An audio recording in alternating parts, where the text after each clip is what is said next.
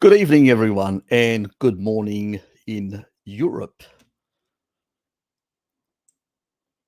and possibly in parts of North America. Very, very early, the crack of dawn, which I suspect there may be a couple of people that have decided to pop out of bed. Richard, always good to see you here. Tanto, search results of Citroën are so bogged down with ads and shit. Go to iHeart. Uh, Richard, since you're here, would it be possible for you to please add the citrulline link on iHerb? That would be really appreciated. G'day, John. He made it.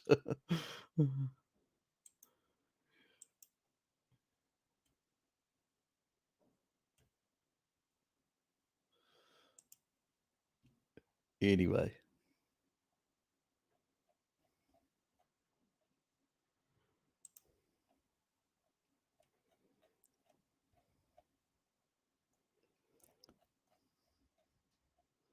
Let me just sort out things. Are you coming on, Jonathan, tonight, or you're a bit on the busy side? That's okay for you, so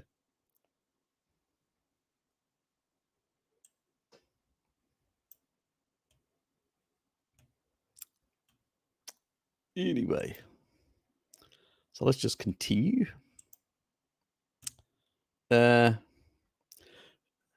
Shouldn't be hard to find citrulline content of current meats.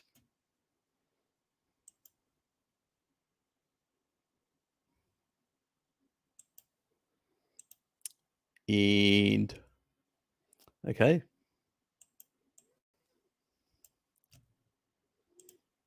So that's what this is in regards to. Good. Thanks, Scotty. Appreciate it. Saves me having to look it up. I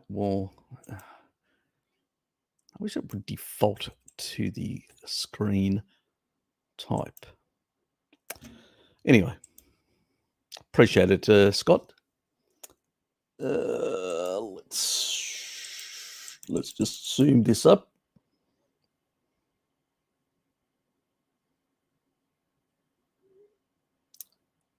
Okay, there. So there's these different cuts of meat. You're probably looking at, 60 micrograms per gram.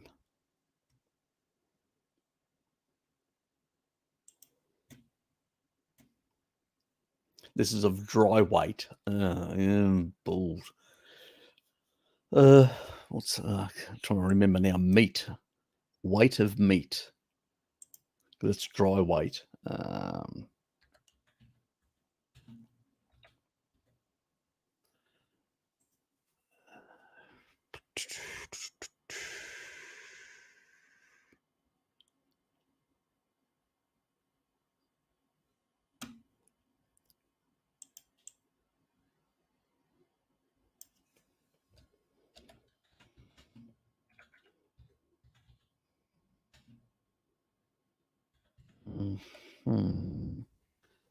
Let's try and see that. Okay. Process of dehydration to reduce the weight anywhere between 1/2 and to 2/3.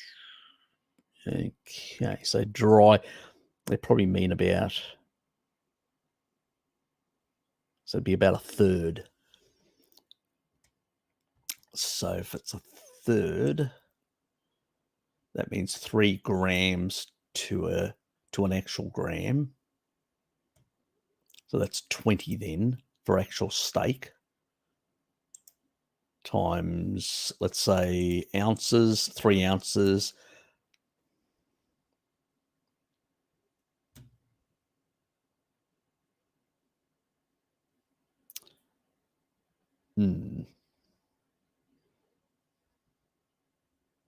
Okay. That's micro. So this is milligrams. Yeah. And yeah, I may not be doing the calculations correct. Don't know. I'd have to really look at the study properly to understand how it was actually constructed. Calculations were based on molecular weight of intact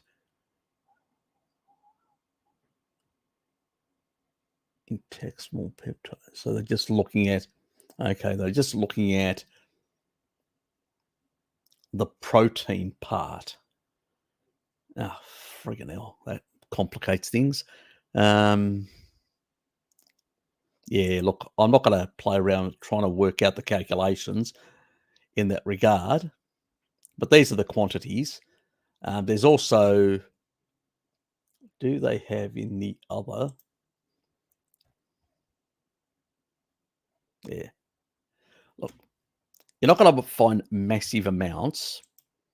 Let's put it this way. You're not going to find massive amounts of things like, citrulline or anything, a lot of these sort of things. And the reason for it, why you won't find it, especially things like ornithine and citrulline, and it's because, and even glutathione, they're in the very small amounts. We generate those actually in the body. So technically, what the body does is it will take arginine, and we get a lot of arginine, and that arginine will be used to produce, citrulline, and citrulline then will, it can actually recycle it, or the arginine itself will produce nitric oxide on its own. What we're using citrulline is more as a biohack. Why? If you're from your birth, you were, let's say, a Maasai, a Hadza from birth. You never ate junk food. You never ate seed oils. You never did anything to actually cause massive problems to your arterial, the vascular tree, as it's called, or the arteries and veins and all this sort of stuff. If you'd never caused any problems to that, the amount you require would be much, much less to vasodilate that tissue, to improve the functioning of that tissue. So what we are doing as modern people is we're biohacking because we've done quite a bit of damage. And that's why when I recommend certain things, certain quantities, I'm recommending them in terms of modern day people and their issues. So it's not clearly applicable in that regard. So we need to be very careful how we interpret this. And I've always been clear about this in a lot of my live streams, that we are not ancestral from birth. We've done a lot of things to damage our body, because when people ask me, should I supplement? I said, generally speaking, if you eat a carnivore diet over a very long period of time, you will improve your health. But if you want to accelerate that process, we can use biohacking. We can use things to vasodilate, to reduce. We can use, slightly higher amounts of menoquinone 4 to remove soft tissue calcification, something that wouldn't happen to a person on an ancestral diet. It's because we've deranged our system, we've created the conditions. So most people that have come to the carnivore diet, they come with baggage, health baggage. And so what we recommend is one thing, what's in food is another thing altogether. So we shouldn't conflate one with the other and say, oh, this is how ancestral. And I'm saying, were you ancestral from birth? Do you have very little actual cellular dysfunction from birth? Remember when I talk about Mary Ruddock, on my Blue Zone stuff and some of the other stuff, when she went to she goes to Africa and does a lot of nutritional work, and she actually tests these people, and she couldn't keep up with an 80-year-old, and she's in her mid-40s. Why? Because basically she has, even though she's cleaned up and died, she still sustained some cellular damage over the years of doing plant-based and many other things. And she learned from her mistakes, and she's improved her health, but she's not optimal. These people are optimal from birth until death, until cellular division can no longer happen. So we can't compare two populations, modern population with them. We use certain things. Now, the quantities that are there, I mean, other things like taurine is actually much better in the quantities that it's got. But certain of the other things, a lot of these things like glutathione are actually produced in our bodies at these small amounts. And they're produced because normally when you're in a low carbohydrate state, you've got lower insulin, you're actually pushing certain pathways that, like AMPK and many others, that actually influence this. And you're also providing the body with nutrients like selenium and many other things that are actually improving this sort of stuff. So it's not actually as applicable in that straightforward manner. I'm going to eat this amount of this animal food and get this amount. Yeah, it doesn't work like that in that regard. So don't expect, this is why I don't recommend food for L-citrulline or, in particular, because else, it's not very high. What's very high is arginine. In a healthy person, where they're not using a lot of arginine for other purposes, reparative purposes and other things like that, they would have more of that for vasodilation. But from an unhealthy modern person, well, they may need a bit of help with citrulline supplementation. So that's the difference. We need to understand that difference. But I do thank Scotty for putting up the study. I will take a look at it because there's probably some interesting stuff on some of the different peptides that are here in particular. So,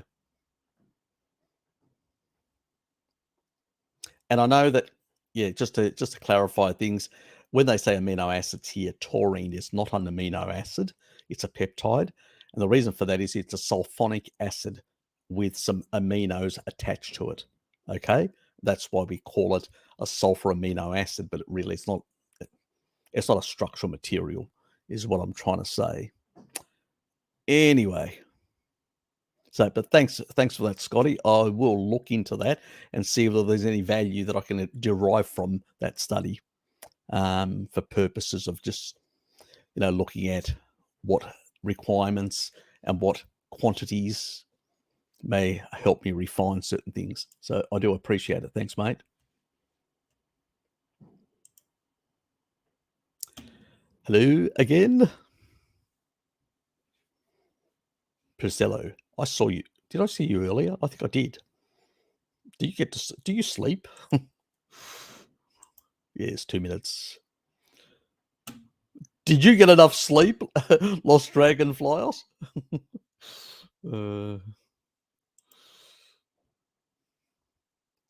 What are some of the common adverse reactions to taurine? What causes them? Someone I know has cryptogenic breath pains that get better with taurine, but increase with too high doses. Yeah, look, some people, the reason for the high doses, why some people get that effect is sulfur excretion. Some people can tolerate sulfur, it's genetics. Some people can't. There is a bit of a trick there. You can use something like choline, and choline can methylate away excess sulfur, which allows you to tolerate a bit higher if you want to do therapeutic dosages. So to break down fibrotic tissue in your system, to break down glycation, to remove glycation and stuff like that, to improve beta amyloid, deglycation, and to fold beta amyloid correctly, so then it actually can clear properly. And choline plays a role in clearing beta amyloid.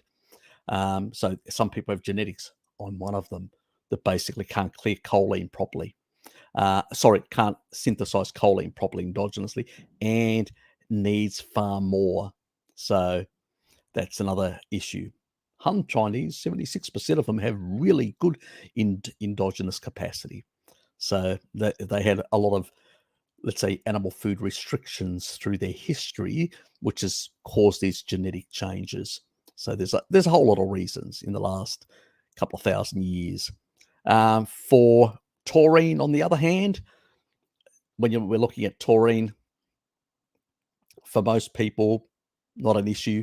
Some people can't even tolerate a couple of grams. They have like very poor sulfur handling. I know Bart K has that, a couple of grams and he's really struggling, starts farting and stuff like that. And yeah, anyway, he can't eat eggs, so can't get enough choline from eggs because he can't tolerate them as well. So he's very sensitive. Usually people that are very sensitive to sulfur can't tolerate most sulfur. And so they struggle a bit with eggs and things like onions and stuff like that. So it's just, and usually that's a sort of a giveaway. You've got that genetic issue. And there's a different threshold of, because depending on, choline is used for neurotransmitters, is used for methylation, particular phase 1 detox as well. It also plays, the secondary pathway of methylation, choline betaine, that is. But also there's the other issue to it that if you've got a lot of xenoestrogens, it is used to methylate away and get rid of xenoestrogens, compounds in our environment from plastics or whatever. The downside is you may need more if you're managing a lot of toxic overload issues. Plus, at the same time, you've got sulfur issues with your genes. So there's a lot of variations. And so I usually ask people to do certain experiments to work out what variations are with their specific circumstances. So that sort of breath sort of stuff means he's not being able to clear sulfur properly. Yeah, you've got two options. You can take the same dose, that higher dose, with choline to reduce that issue that way, or you can just reduce the dose and accept, well, I can't do a higher dose and I'll just do a lower dose. It'll just take longer to break down fibrotic tissue and it's just, genetics are a bit of a drag in that regard. So it's unfortunate. Harry, did you get those links I sent you? I would like to know your thoughts on the calcium path one. No, I haven't actually. I'll take a look. So I may make a video, put it down as a video and discuss it in that way. I've already done a recent one that I talk about some of the genetics that are affecting calcium. Calcium homeostasis is really regulated by taurine as an osmolyte. It's actually a natural channel blocker, calcium channel blocker. So really, if you want to regulate calcium properly, taurine. That means animal foods that provide enough of this sulfur amino acid. That can be negatively affected if you've got too much oxalate. And that can be dealt with a bit higher dose supplemental B6 that breaks down oxalate and reduces the loss of taurine. So these are the sort of things that you can play around with in that regard. Looking at mechanistic pathways of calcium doesn't really tell you anything. It just tells you that things flow in a certain direction, a bit like glycolysis, lipolysis. Whoopee. Doesn't really tell you much. It's really the complex interactions and the play of things that really count. So I've probably seen this stuff anyway in that regard. It's not going to enlighten me in any way. But I always ask people, I don't need you to tell me about the biochemistry and physiology. I just need you to ask me the questions of what do I think about certain things and certain interactions, and then I can give you an answer from the deep knowledge that I have. That's more helpful in you and as a utility for you than anything else.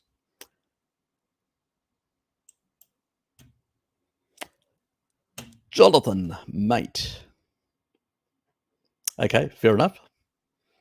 So you're probably not too far away in that regard. You're probably getting ready, maybe doing some chores for Sophie.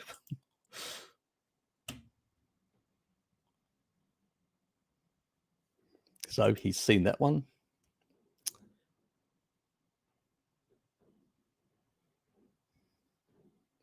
Yeah, seafood is much, much higher when it comes to. I actually did make a video that covers some of the quantities in other foods. Seafood is some of the highest sources. Octopus and even calamari squid is a pretty good source as well. So go and take a look at the video that hold on, I'm trying to remember which bloody video. Let me see if I can find it.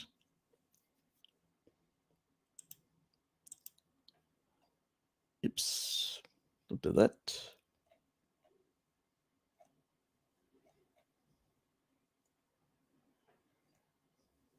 So bear with me for a second.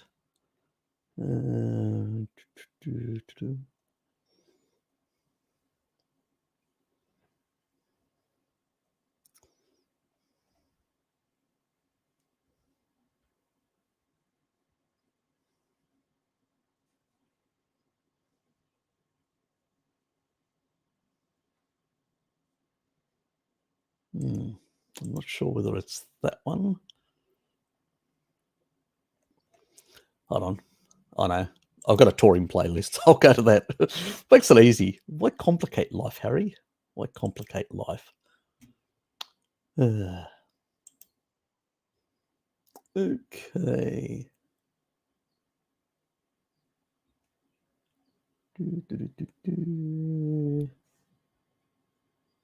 Okay, touring content of various foods. I think this is the one.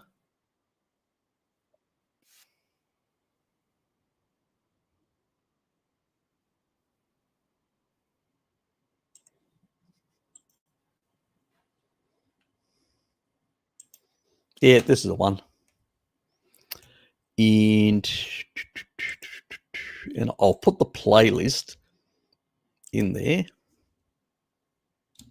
So that's the playlist, and it's the video 7 in that regard. G'day, Sophie. Just saw you there. Get that man of yours going. Get the whip out. And here it is.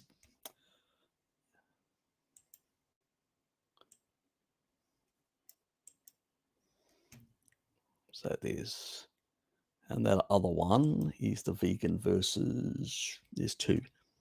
Did I put that in the tour? Let me just check. In the general, yes, it is in the touring one. Good, very good, Harry. Good boy. Now,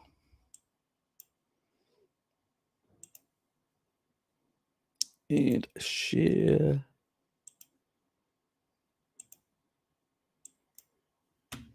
And so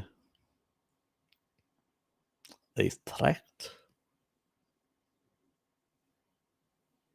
It failed to share. What happened? What I get an error message? Okay, let's try this again.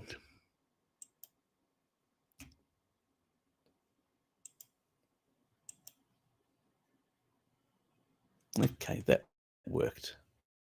Okay, so that's the one that I was talking about just before, which is 2 years old, touring content of various foods. And as you can see, like octopus is really high, like 390 milligrams per 100 grams, which is 3 point. Look at compared to muscle meat, which is 50 to 100 milligrams. So to get one actual gram, you need to consume like a kilo. So that's like, well over 2 pounds.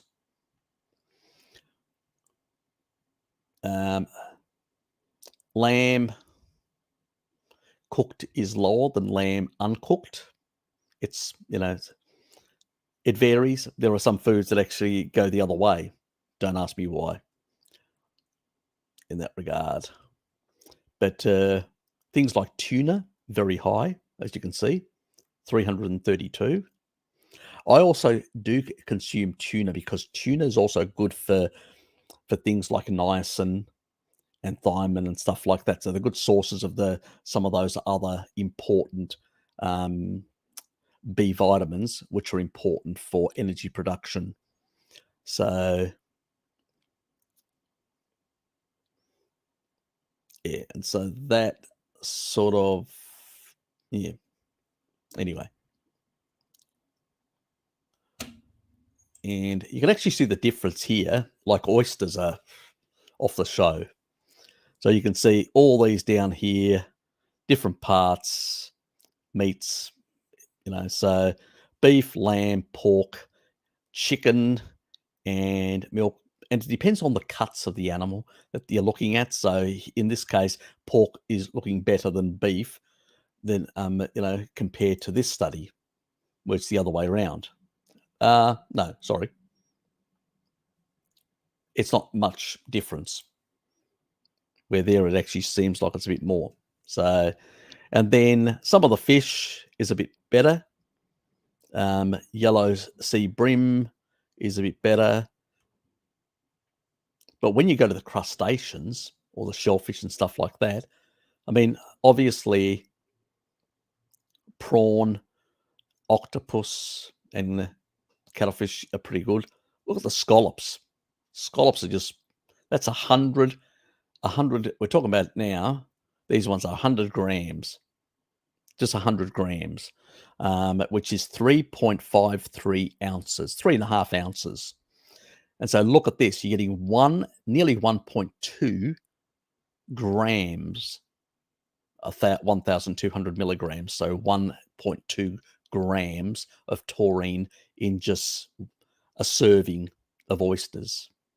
Now I can tell you, when I've actually had oysters, I've probably consumed 3 times that and probably got about 3.6 grams just from the oysters, which is so seafood this is the Japanese paradox that I've been talking about.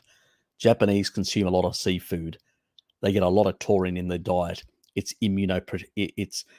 protects their cells and the immune system from senescence. That is, and also reduces glycation. That's why, compared to other Asians, they do much better on all metrics. It's, lowering glycation in the brain, in the body, and all that, and forcing more of the glucose down into the Krebs cycle and increasing the efficiency of the Krebs cycle by 30% means you're not producing as much lactate. The stuff that the body will in reverse Krebs cycle will generate more to produce more fuel for senescent cells, cancer cells, and the likes. So in that regard, taurine is protective of the body in a whole lot of ways. That's why I'm a big fan of it, and I've been promoting it from the beginning. The message is getting out from a lot of my subscribers, and many other people now are starting to jump on the bandwagon, which is good. G'day, Jonathan. Good morning to you, mate. How's it going? Pretty good. So, yes, and this one is the one that it's a bit further down,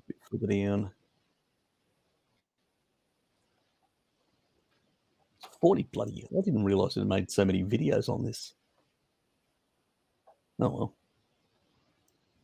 So it's the 24th video, that one there, so in the playlist. So if you want to look, if you really want to find out, so that's pretty much that. Yes, good to have you here, mate. Yeah, and you as well. It's nice change to see. I've not seen you in probably 3 months, 2 months. Yeah, it's been a while. I've been a bit busy with a few things, personal life. That's why the live streams have been all over the place at the moment. I am getting back to normal operating procedures. So this, and then a fortnight's time, the next one, we're back to in the normal sort of functioning. So I'm hopefully no other things emerge in my life that sort of force me to do other things. Yep. So yeah, go and check that video and you'll get a lot of that information, mate. Got a fan there? Good to have. Yeah, good to have you here, John. Recently, I've got a few comments from your end. Okay. Sandra, how are you? Necro Kitty, how are you, my dear? How are you? Scamper says, because I got a notification. Well, it's about time you got a notification. Miracles do happen now and then. Maybe YouTube likes me a bit more. Maybe I've been doing something bad because they apparently like bad things, not good things. So, yes. Did you do any did you by any chance see the comment I left you? It was eaten by the spam filter the first time around. Yeah, probably. Yeah, it's one of those things. You've got to be very careful with certain words. It just misbehaves in that regard, and I can't control YouTube. It's one of those things. Sometimes you just have to go through and see what it reacts to, and it's those what Bart calls the three little dots. If those three little dots don't appear next to it, it means it hasn't come through. So just keep that in mind, and it's nothing that I can do about it.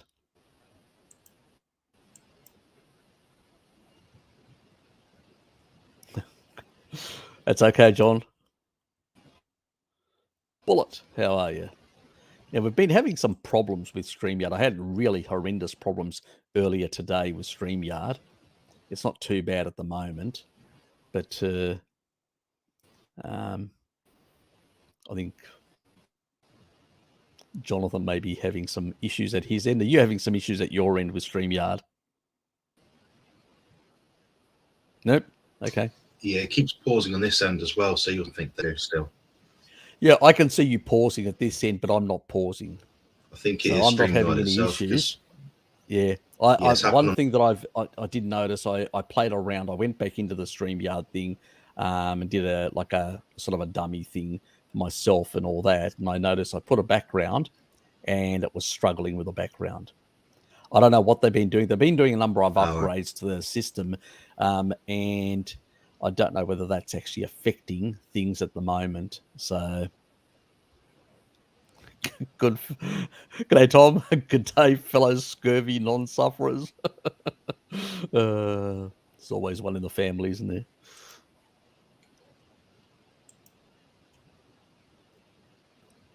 Hey, Harry. How does one take citric acid for getting rid of oxalate? Oh, that's a very, very enjoyable thing to do. 2 people, one with gallstones, other in 40s with arthritis, both not clearing up after 2-year carnivore. Well, some people need to take extra sulfur because they're depleting their sulfur, which is an important thing. And I find it's just easier to supplement taurine because, well, what the heck? Some people may need they may have a choline problem, and so they may need to consume more choline-rich foods or supplement choline to improve their detoxification pathway, phase 1. So there could be an issue there, potentially. The other thing is that because B6 is also used for methylation, and if they've got an MTHFR issue and not getting enough riboflavin to support that, the requirements for B6 go up dramatically. And then if that happens, then you don't have enough B6 to deal with breaking down oxalate.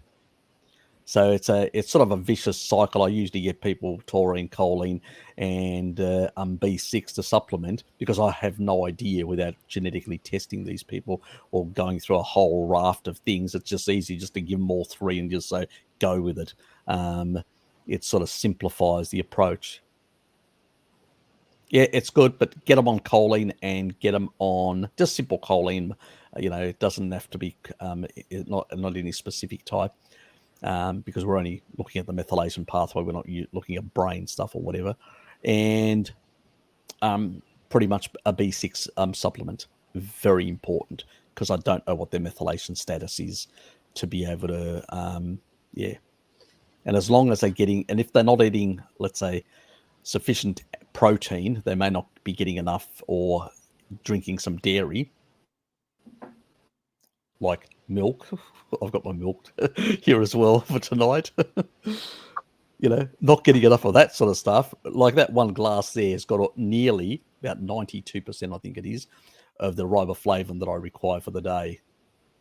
So, yeah, fairly good in that regard. Yeah, that's how I would. Now, with the citric acid, the food grade, you basically put, it's a tolerance thing, in a sense. And so 2 liters, put a tablespoon,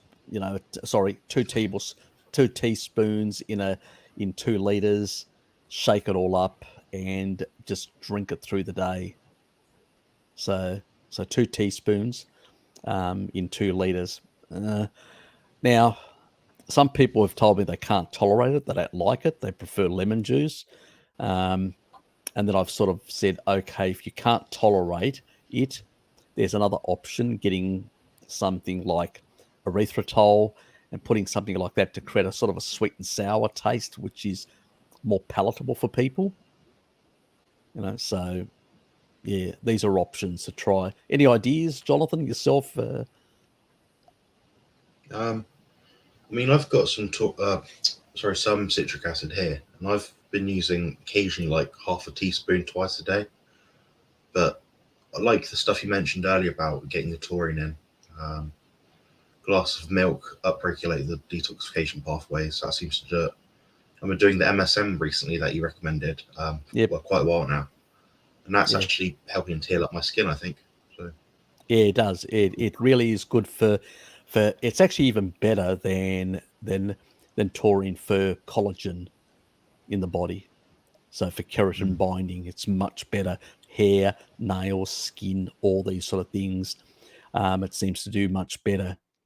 Where the problem is with taurine, it gets taken up by too many cells around the body for other purposes.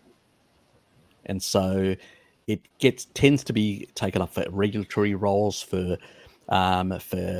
dealing with the oxidative or the intracellular antioxidant system, dealing with a whole lot of regulatory functions around the body. It gets taken up by the kidneys quite a bit. It's a big hog. The eyes are a big hog of, which is great because it improves your eyesight, but they're a big hog, one of the biggest hogs of taurine. And that's where that becomes an issue. So that's why when people have got like hair issues, brittle hair, nails, things like that, they're in the early stages of carnivore, they want to resolve these things, or they've just got injuries. I like to put them on MSM for that reason. Obviously, there are issues with oxalate dumping as well. So if people have got like a lot of oxalates in their joints, until the threshold reduces within those joints, they may not see the benefits of MSM as fast, because you've got still a lot of micro fractures in the actual bone type, the joints, and that still is creating a lot of wear and tear and friction, and that creates some level of pain and discomfort. So it depends where you are on your journey of healing, pretty much. So it's not always,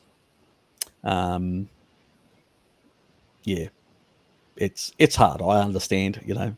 We've done a lot of damage, all of us, to our bodies, and it takes a while to get back on the path of healing. It's, I always say, get on the right path. Get the diet is the most fundamental, and then all the other biohacks that we do is sort of to deal with the excess problems that we've created over years, in a sense, to help us a bit along that path. What is the mechanism behind intestinal permeability, and how do we know which substances induce it and which don't? Well, we actually do have a lot of knowledge about. We know that certain substances like gluten can cause permeability. That's well established in the literature.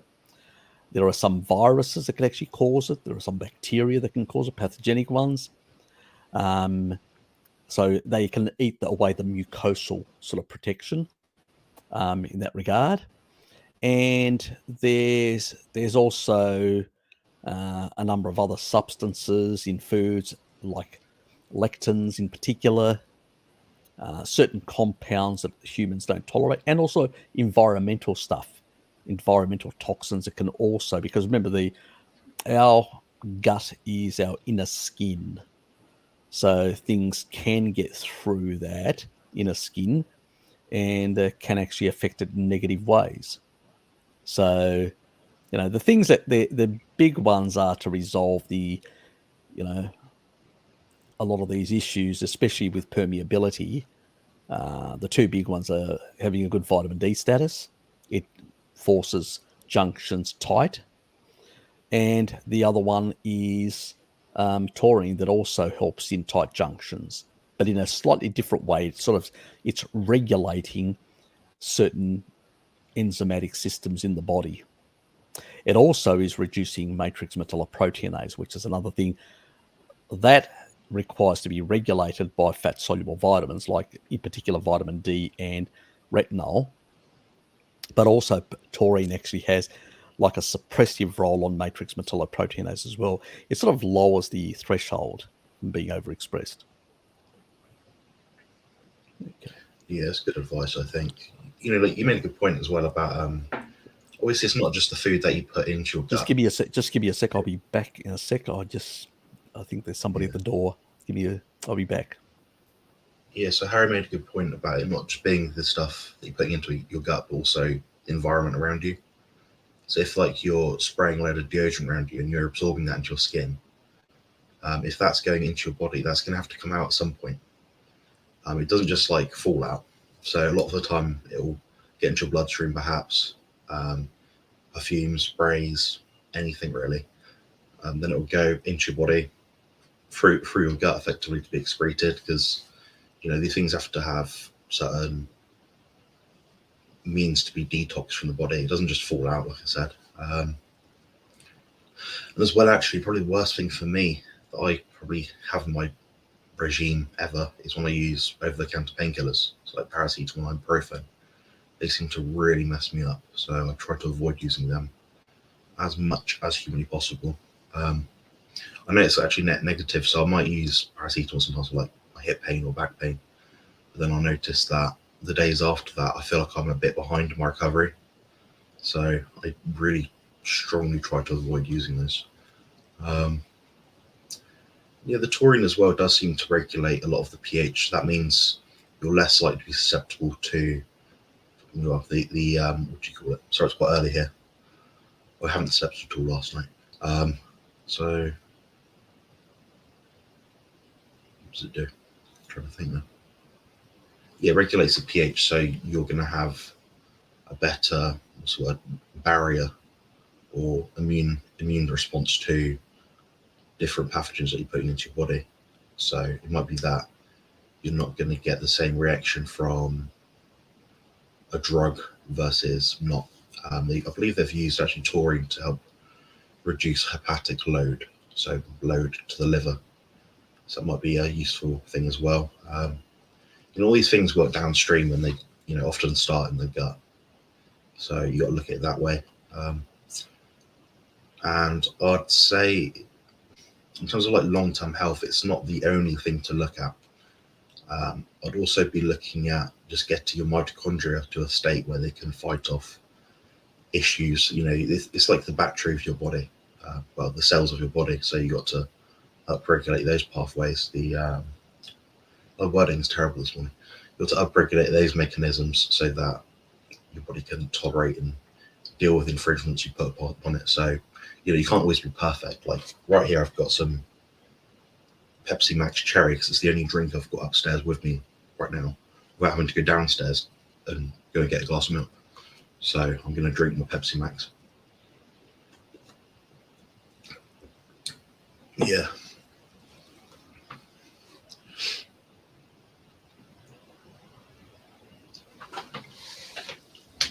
I do like your haircut, Harry. I do like your haircut. What was that? I like your haircut. Oh, thank you. Yes, I went a bit shorter this time. Usually I don't go that short. I usually leave it a bit longer. So it's sort of, you can see that there. So it's not very, just raising into different areas. I have that white thing going right through here, which is a bit still got annoying. hair at your age, right? Oh, well, I've got those genes. It's not like, even when you can see it, it doesn't have that grey sort of thing. It's like brown on white, white on brown.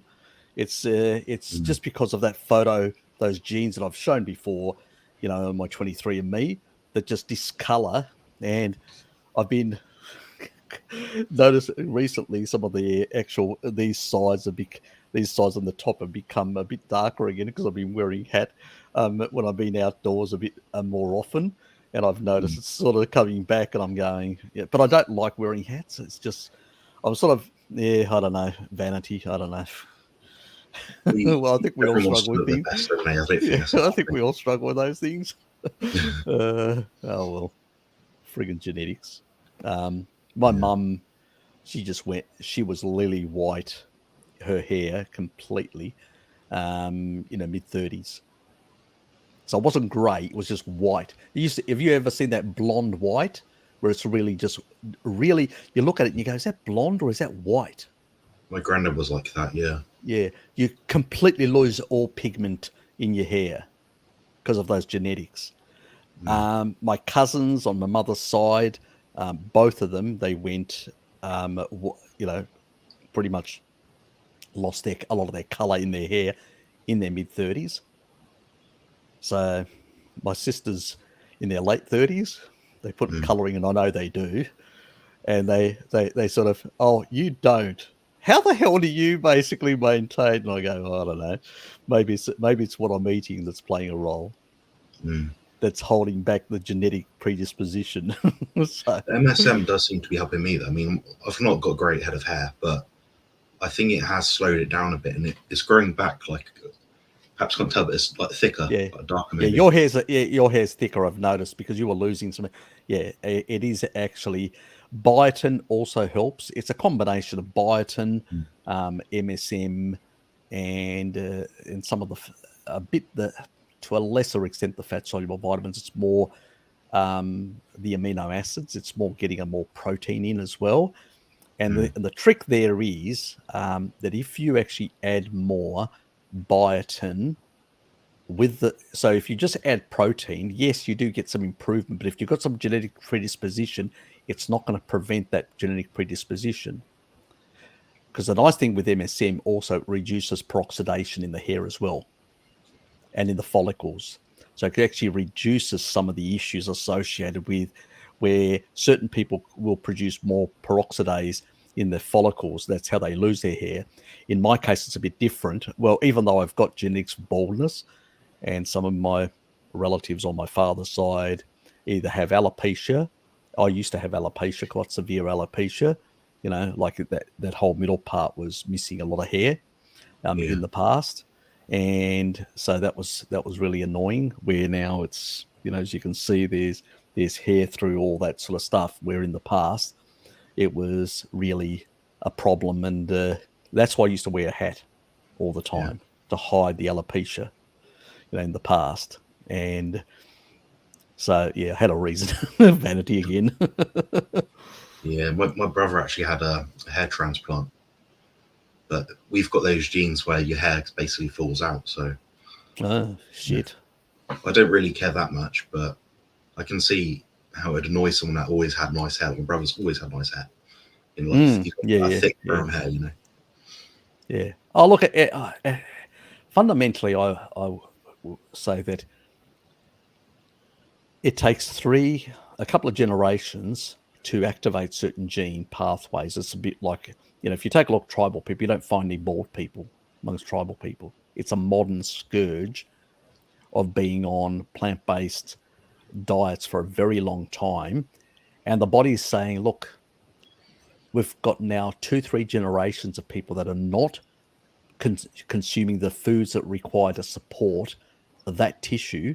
we're going to downregulate it. We're going to change the genes expression for this population because they have that problem, and let them go bald because we need that the small amount of protein and stuff that they're getting for other purposes. And that's what happens. It's the same thing that happened, where choline is so essential to life, for neurotransmitters, for a lot of things, for maintaining the body, even the cellular integrity. I mean, phosphatidylcholine is critical for maintaining cellular integrity. It also will take out so protein structures that are actually misfolded and others that actually emerge on the cellular membrane. It will actually remove those and fix that sort of part and get them excreted. So if you don't have enough choline, you can't do that. You actually accelerate senescence. Why do you think choline gets missed so much as a nutrient? It's underrated, and it's been demonized because of TMAO. So that's the real demonization of it. Even though if you take a look at a lot of populations around, like for instance, the Japanese, for many years, even though they live longer, they pretty much have good intake, or they've got genetics that produce more. The Northeast Asians, a lot of them have, for the reason that they can synthesize it much better. For the reason is that they had a lot of choline restriction. The Han Chinese are the highest. 76% of them can endogenously produce quite a bit of choline. So where most other populations around the world, it's extremely low. So they need just surprised because the support. stuff you're talking about is quite well established and it kind of makes sense. But like a lot of the other carnivore sort of people online, we've got the influencers, never talk about epigenetics. It's because they don't understand it. That's why. Yeah. Simple as that. And I think they don't invite me either for that same reason. They feel intimidated by my knowledge. So I've accepted it. I feel intimidated by your knowledge, Harry. You're not, but Bart isn't, or anyone else, because but the thing is, there's no reason for it. So I don't know. The only thing that I've had is recently I had Ken Berry come on where I was talking about blood sugar and that genetic predisposition that 24% of people have with serum calcium, and he found that very interesting. So that was nice that there are a few other people out there that are actually looking into, have an interest in that. I know a lot of my subscribers are also subscribed to Paul Mason, and they've been bombarding him about matrix metalloproteinases, and he's actually gone away, to his credit, and looked into it, because most doctors don't look into it, and they don't realize the very importance of collagen degrading enzymes if they're not properly regulated. The only problem is he's talking about them, what they cause, but he's not researching how to regulate them. And that's well known. It's, if you go through the literature, it's fat soluble vitamins, in particular retinol and vitamin D. There's receptor sites specifically to regulate matrix metalloproteinase that's produced in the liver, but primarily. But at the same time, taurine is a big thing that's missed by a lot of carnivores as well, that has this down-regulating effect, or it suppresses the overexpression of matrix metalloproteinase, which emerges when you've got inflammation. So, it's unfortunate that... I do notice about half the people I speak to notice a benefit from taurine, like a noticeable, they have it and they get rid of it and they notice a difference, sort of thing. But then you think, what's it doing in the background to the people that it doesn't show an obvious improvement, So they could be doing lots of different things, like you said. That's why you've got like 20, 30, 40 odd videos on taurine. There's a lot of things. Baroness of Beef, thank you very much. Keep up the good work. I'll try to. Cheers, Alicia.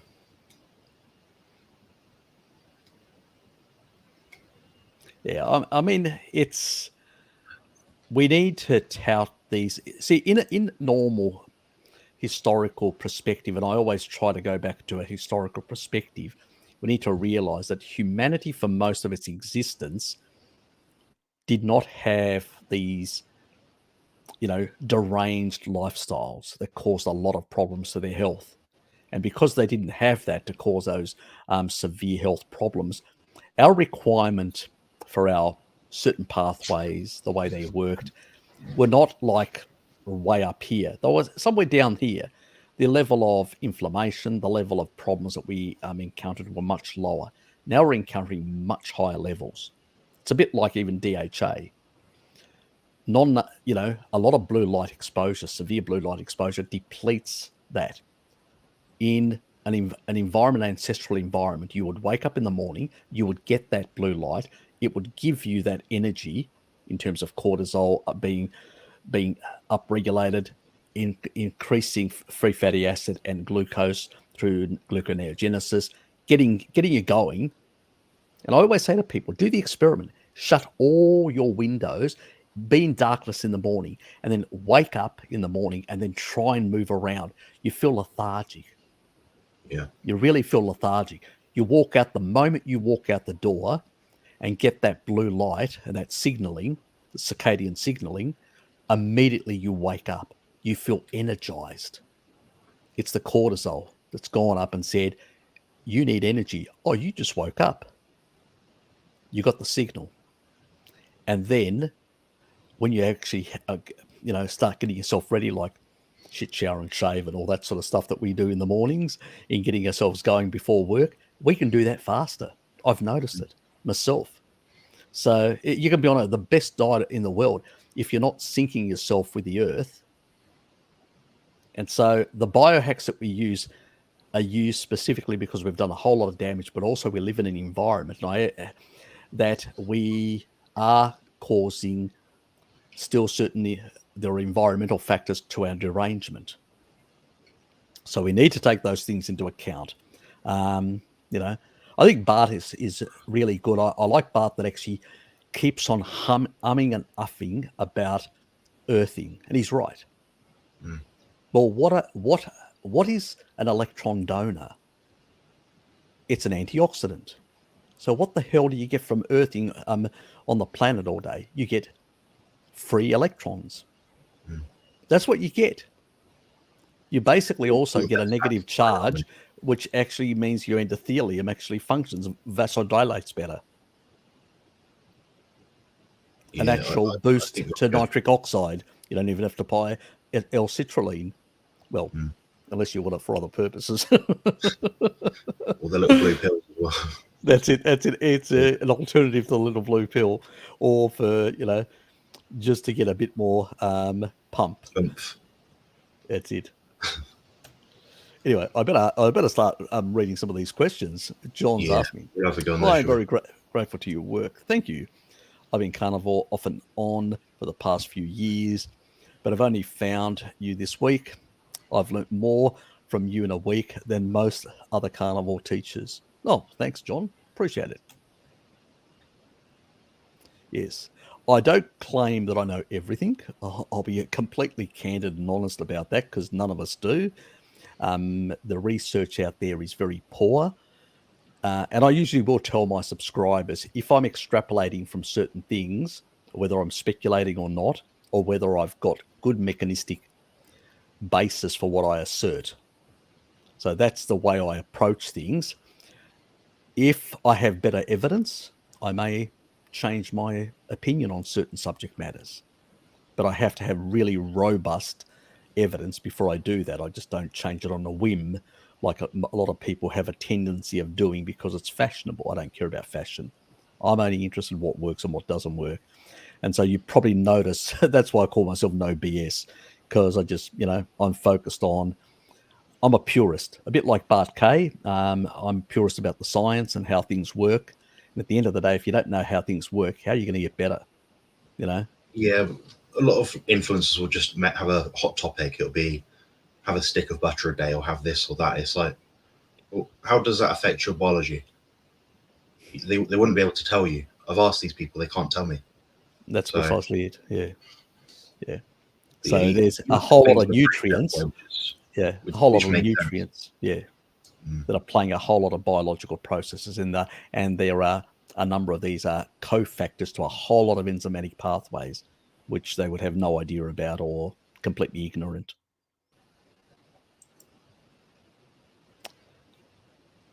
Anika, how are you? Good morning to you as well. She's having coffee with buffalo ghee. Oh, wonderful. Never tried buffalo ghee. I just get the normal cow ghee, moo, you know.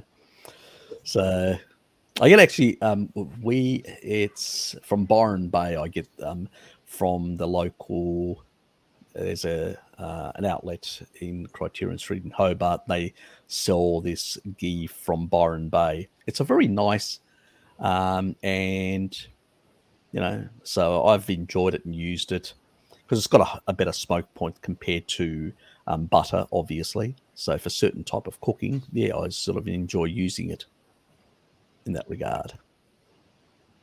I usually use butter. I don't know about you, but I usually use butter like cold. I'll put it on a steak that's been cooked and just let it melt over it. Yeah, I do that as it's just finished cooking. That's just melting down into it. Gives it a better flavour, I think. Sometimes I just get butter raw, just before I have a meal sometimes. Exactly. That's exactly right. I'm young at 100% carnivore for a year. I pray these oxalates won't creep up on me at that point. If you're actually taking some sulfur amino acids, and I usually say to people, you know, even though it's not carnivore, use a bit of lemon juice now and then in that regard, and make sure you're getting foods which have a bit of B6 in it. I usually find that people that are younger, because you are younger, haven't accumulated as much oxalate throughout their life. It's usually people, middle-aged people, older, that usually have, like I'm 56, and so I accumulated quite a bit of oxalate and ended up suffering quite a bit. And in my keto days, when I was consuming a lot of high oxalate foods, all the green, wonderful superfoods, that's shit. Exactly. I ended up in 5 years with 4 kidney stones, and surgically had to get rid of them surgically with 2 of them. The first one was surgical, and that was like a hook. It's sort of, I don't know, you know, like a fish hook. I don't know how. Don't ask me how that. And it was in my duct between my bladder and my kidney, and they had to laser that because they couldn't actually use, like, you can't use the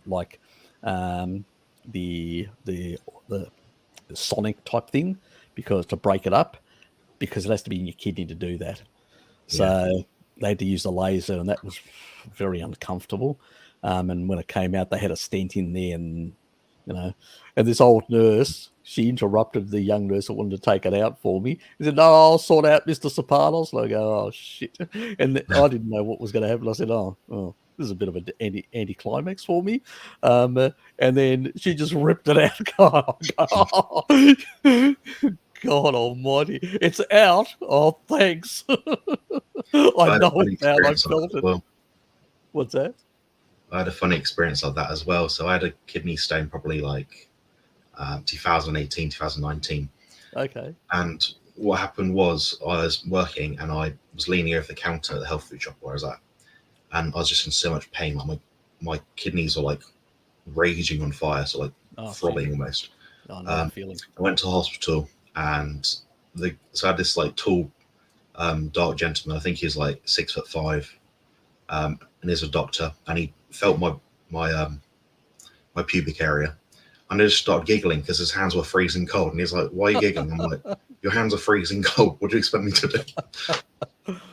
Yeah, the upshot of it all was they gave me some some diuretics, and it just went away on its own. But I attribute that to the high oxalate foods I was eating, because when I was bodybuilding, you know, you're meant to have vegetables and that sort of thing, you know. Oh God, really? So I was having all that with it. So it messed me up because I was eating so much food. It sort of built up quicker, I think. Yeah, like a lot of that is a big problem in the bodybuilding industry. There's far too much oxalate foods that have come in the last. I don't know why. It doesn't make sense to me. where if you go back in the past, there was none. It was steak and eggs and dairy in particular. And even the ones that were doing sort of occasionally trying to do like virtual signaling with a bit of vegetarians, they would just eat more eggs and dairy products. And then, I think it's the last 20 odd years, more and more plants have been introduced into the actual bodybuilding fraternity. And it just doesn't make any sense, because where's the value of it? Poor quality protein Yeah, and a whole lot of anti-nutrients. So I don't get it. I comment on some of these videos because I'm quite friendly with some of the people in the sort of community, and obviously I don't want to see them be hurt. And I'll say, have you looked into oxalates at all? They're talking about having their green smoothie in the morning, which is sponsored by whatever company that sells it. So I'm like, that's going to have like 4 times your daily allowance of oxalate in it in one little hit. That doesn't include the food you're eating the rest of the day. So it's nothing. They don't know anything about it. It's And you're on a carnivore diet. You're on a high protein diet, and you need to filter that. You need good functioning kidneys. I mean, this needs to be pointed out to these people, because they're probably causing themselves kidney problems by kidney injury because of that. It's just damn crazy. I was thinking, I want your opinion on this actually. I was thinking you're doing some reaction videos to this sort of thing. Not like the rude kind of sweary type ones, but where I've got where they do something and I leave a commentary on it, like a back and forth sort of thing. Well, you don't have Ted playing around with your knobs, so it's impossible for you to basically just keep an eye on it below. There's nothing here. No, okay. That one. Isn't she better behaved compared to Ted? A little bit. Doesn't say much.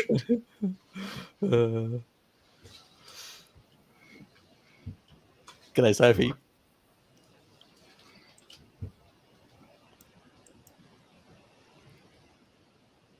I would love to hear what you think about carnitine and its benefits. What do you think? So I asked you this question about. You can provide a bit of a from the bodybuilding side as well. Yeah, so I asked you this question I think about 3 months ago, and it doesn't seem to have. I gave you an answer. I gave you an answer back then, but that's why I'm leaving it for you. All right. Okay, well, I think some supplements used on their own in isolation can be useful, like the amino acid ones. So, for example, if you're using tyrosine to get over a caffeine addiction, that might be useful. I've actually got some up here when I use it sometimes. Yep. I find it gives me like a wired kind of feeling, but not hyped up. It just gives me like better vision. That's only if I use it in isolation. Carnitine, though, it's involved in mitochondria, so building energy effectively. Some bodybuilders use it to help with like the breakdown of fat, so help metabolize fat faster. It's a shuttle. Yeah, that's it. It's a shuttler. So when I've looked at doses of this sort of thing, I'm hearing somewhere between 1 and 3 grams per day. But outside of that, I don't see it being like the biggest thing. I think almost if you can get enough for your diet, it probably won't be beneficial how you might think. It's what I said last time, that the key thing here is rate limiting enzymes. You can only use so much with those enzymes, and on a carnivore diet we get more than enough in the diet to provide that support. It's more people that are on plant-based diets or SAD diets with insufficient amounts of certain important amino acids. That's when those people may need some supplementation. But really, if you're eating enough meat, you should have enough. As I always say, even the conversion rate, when for instance, some people talk about thiamine, and I go, well, hello, let's take a look. You've got 2 critical pathways that are used for glucose, for the purposes of glucose metabolism, and one of those is used for fatty acid beta oxidation, fat oxidation, and pretty much for protein. So you only need half on a carnivore diet. If you're eating pig in particular, and things like, you're getting heaps. But there's this still push that people say and go, oh, you need more and stuff like that. And I'm not convinced on that front that you need so much of certain things. I think that every amino acid, every fatty acid, every nutrient that exists in animal foods is all beneficial in one way or another. It's supporting a whole lot of pathways, and it's making sure that the body works properly. I think when we don't eat sufficient protein and sufficient animal fat, that's when we start getting deficiency levels, or minor deficiency levels in our case, major deficiency levels in other people. So, as Bart Kay would say, eat your steak and stop complaining. So otherwise he'll send Ted around to haunt you. And you don't want one sort of overarching piece of advice I give to most people now is, it's just look at Bart Kay's video on the 4 health hacks. He's added like a 5th one, which is the exercise element of it. I think he said that in 5th place, but it's most of these things are free, or they just involve changing your diet. They're nothing like, you don't have to spend all this extra money buying these extra things. And once you get those things sorted out, the core elements of a good health protocol, all these other things don't really become that useful, I don't think. And people will go and spend heaps and heaps of money on this sort of stuff and don't realize these cost about a good quality around about $100. Now, you can buy these supplements, but this stuff is going to actually help you far more protecting to keep your circadian rhythms, good melatonin, so you sleep better at night and you get more recuperative rest. That's going to be more enhancing. Not only that extra melatonin that you're going to get because you've reduced blue light exposure, that also melatonin does healing work inside the mitochondria. So if you can heal the mitochondria and improve your respiration, as it's called, the functioning of your mitochondria, you can do more work. So there's 2 ways of impeding mitochondrial function: energy production. So do you want energy, more youthful energy? More youthful energy means that you can do more reparative work. Like a young person gets an injury and repairs very fast because they've got greater mitochondrial density. Then we go through decades upon decades eating refined sugars and seed oils high in deuterium, damaging those nanomotors, damaging our ability to produce energy. And as a consequence, then we have lower mitochondrial density, and we have a lot of not only mitochondrial senescence, cellular senescence, but also mitochondrial senescence. And so even when you try to biogenesis, you're actually just producing more junk mitochondria. You can't actually add, inside the cell, there's only so much room for mitochondria. You can't produce, you can take as much PQQ as you like as a supplement that causes biogenesis. You can fast as much as you like. All you're going to be producing is the same junk that you had. You're not going to actually improve your mitochondrial density. You can actually use a supplement like high amounts of stearic acid as a supplement, which causes a reverse electron transport through the mitochondrial, that membrane of the electron chain, goes back through complex 1. It does a bit of leakage of reactive oxygen species, and what that actually does, sends a signal and says, we've got these high levels of fatty acid quantities that are coming in. We need to biogenesis more mitochondria. And the cell does that. But it also, what it's doing, it's cloning the existing crap. So you're not going to get an ultimate benefit. And this is why people go through, they do PQQ, they do all these sort of things to biogenesis mitochondria and create new mitochondria and all that. And they're going, I'm not feeling any younger. Oh, F me, coachy, as they say. I have to be very careful with the words that I use for the Al Gore. But, It's the reason because your mitochondria have got a certain level of damage. Also, the other thing, what about the amount of neutrons still in circulation inside the cytosol, inside the cell, and it being sucked in to the actual mitochondria and damaging and polluting the water in there? Because mitochondria produce water, but also they recycle the water as well.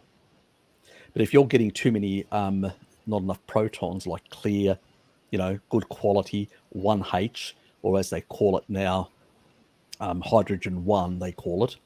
They've changed the name again. They just call it simply hydrogen 1, -1.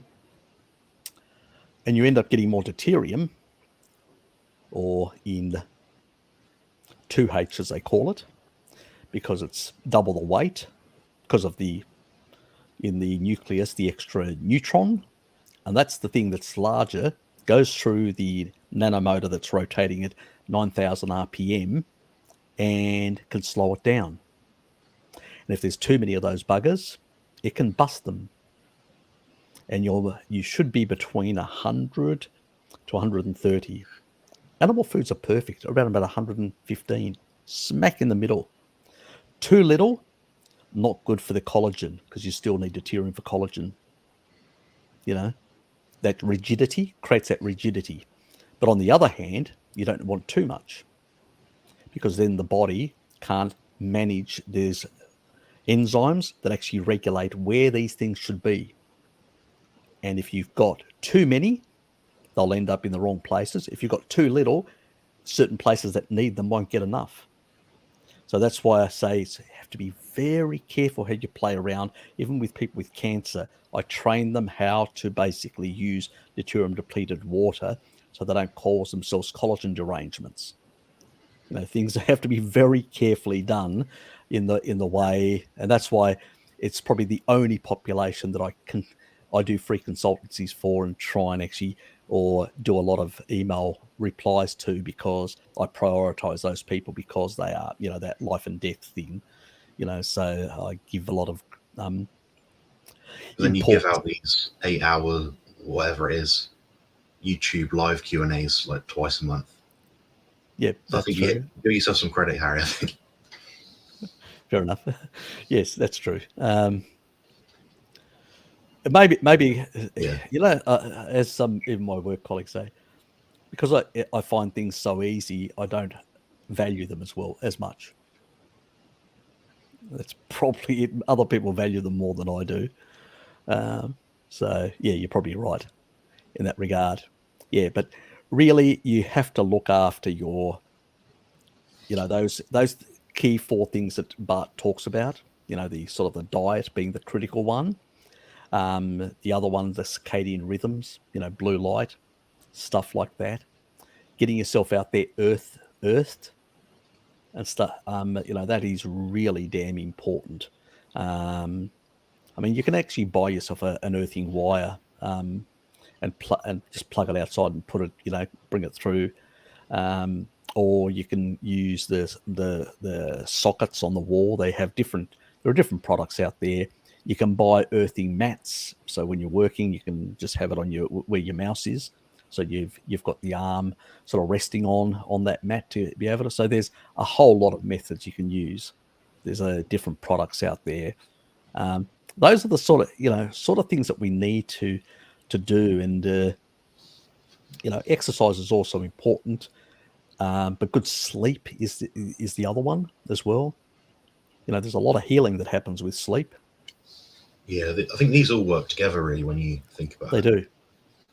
Yeah. Well, if you think about it, what does taurine do that's in animal foods primarily? It calms you down. It reduces cortisol at night. It increases melatonin. That you sleep better. So carnivore diet will rest you better. I like Richard. Earth your mouse pad. I was thinking of getting one of those, but I invested £5 into one of these recently. Oh, there you go.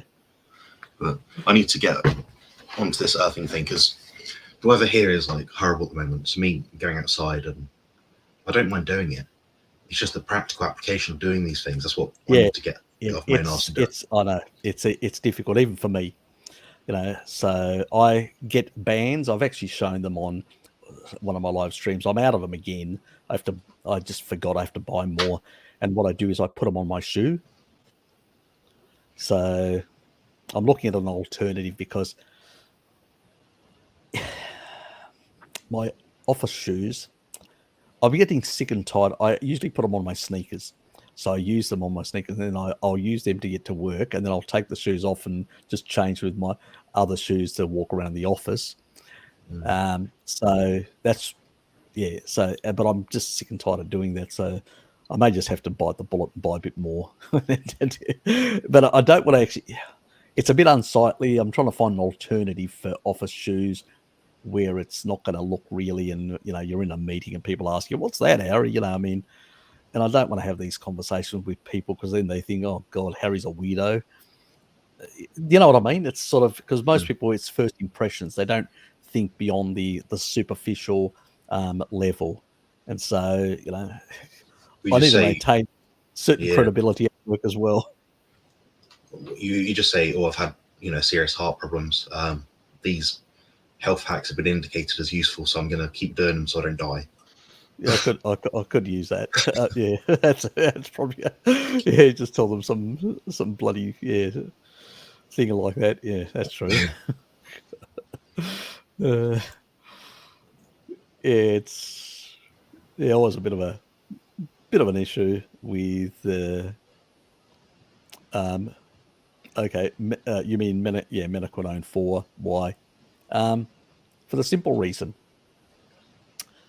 I always say to people, tell me when you saw a European, an African, a Southeast Asian, a Northeast Asian, or anyone else consume natto. Not many. So it's a specific food to Japan.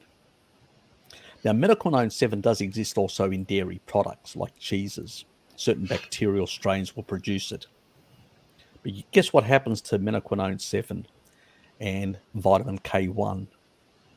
It gets converted all to menaquinone 4 in the end. The animal source of vitamin K2 is primarily menaquinone 4. And the only menaquinone that actually can directly interact with the DNA, our human DNA, not only our human DNA, with all mammalian DNA, every single animal on this planet, is menaquinone 4. So which one do you think? Is it the one that the supplement companies, because they can sell it and produce it cheaper and make bigger profit margins? So which one do you think they will actually promote?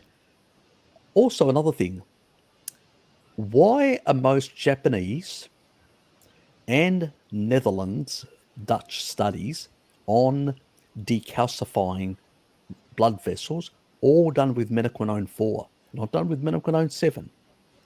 The only ones they do with menaquinone 7 is to say, oh, look here, there's more of that in the bloodstream. All the menaquinone 4 has vanished.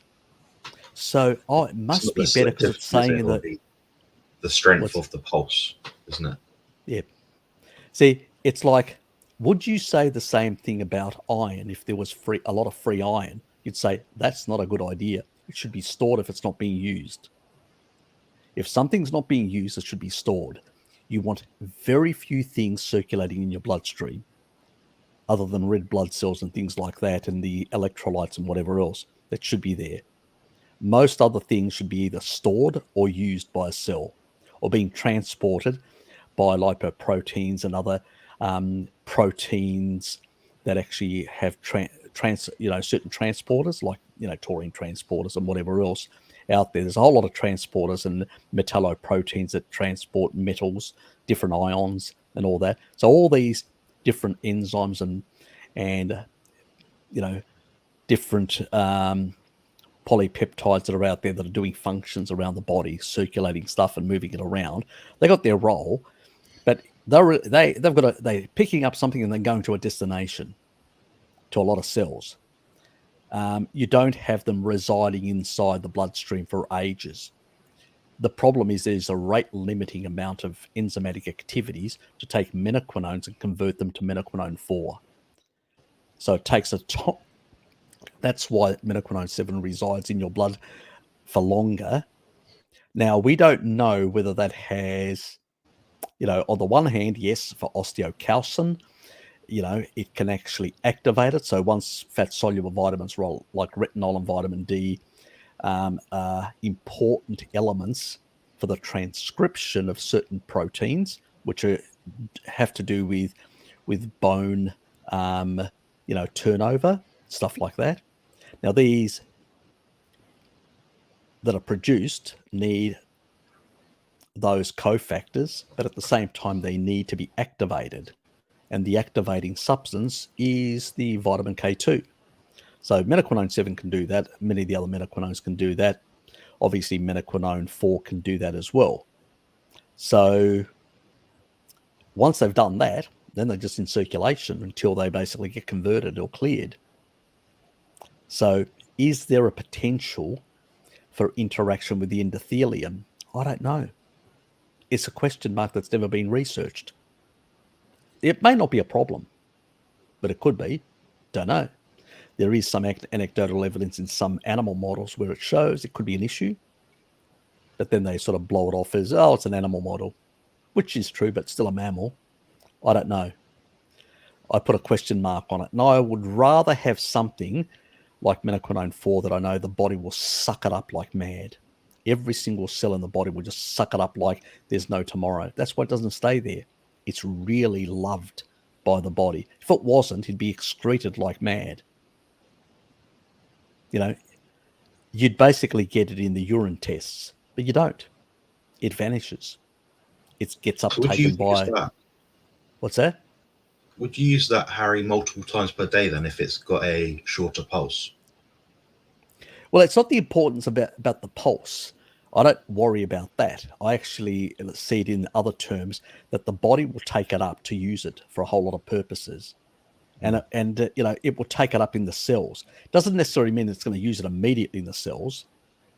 Okay. So it doesn't mean you need a mega dosing. And there's a problem with mega dosing unless you're taking enough calcium that it can actually lower serum calcium levels.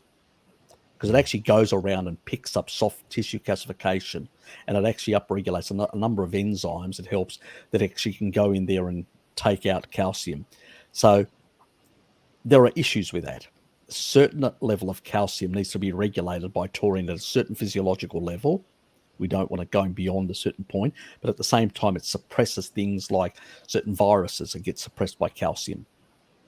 So with everything, there is sort of a balance of where things should be.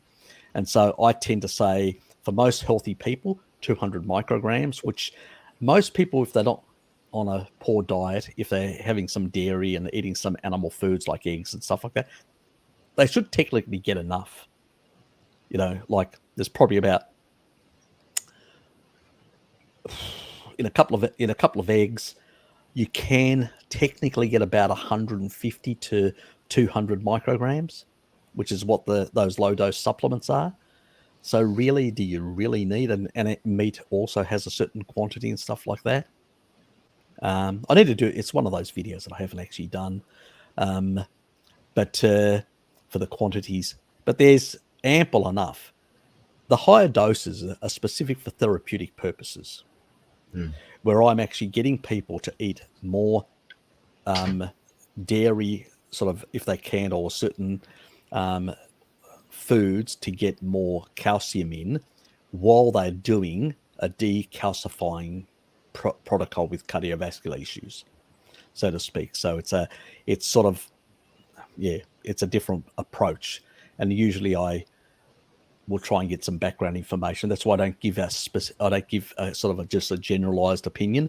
Usually people will leave me or send me an email, and then I'll tell them, look, this is what I want you to do. It's not going to be the same for everyone. And they may be at a different stage, and I may recommend 0 if they're in the early stage, because I want to calcify more to stabilize the atheroma that may still have a bit of soft plaque. So depending where that person is, And a lot of people sometimes go, oh, they come on a carnivore diet and they say, oh shit, my calcification's going up. And I'm going, great. And they look at me, what the hell? Isn't the the CAC score really, I get, if you're healthy, you should have a 0, like people like Sean Baker and all that. That's fine. They're healthy. They don't have health problems. But if you've come and you've consumed shitloads of highly inflammatory foods for decades, and you've got a lot of calcification, a lot of soft plaque and plaquing in your arteries, I want that stabilized. You know what I mean?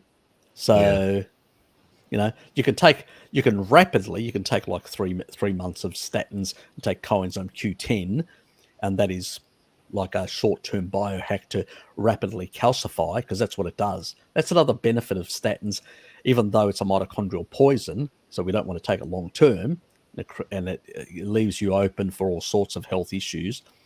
The C1, after 7 years on the LA veteran study, we saw an increase in cancer, say no more, and things like that. So definitely we do not want to take these long-term, but at the same time, it's really critically important that people understand that,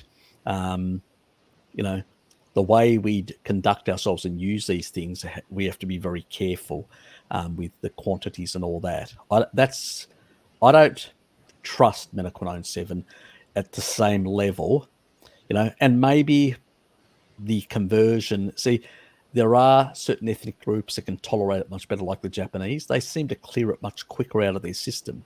So they may have certain genetics that can do that. Not everyone has. So for them, it may not be a problem.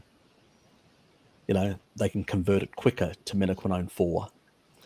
So there are these sort of genetic differences. So let's not generalize for the whole public. Oh, yes, they've been using it for years. Yeah, but there's a whole lot of other caveats there. It's like choline. 76% of people in China can actually, Han Chinese can produce endogenously. They don't need to actually eat a lot of animal foods to get enough choline. But the rest of us aren't in that boat. So if you don't get enough, you'll end up with fatty liver, because you need, just as one example, it exports fat out of the liver, and improves the gallbladder function as well, together with taurine, which does the emulsifying effect. So yeah, it depends. For me, I'm not concerned about it not residing. I want it to be in the cells, and I want it to do work when it's required in the cells, because that's where it should be. Also plays a role in the mitochondria, but that's another conversation that will take half an hour to explain. That's for a video at a later stage.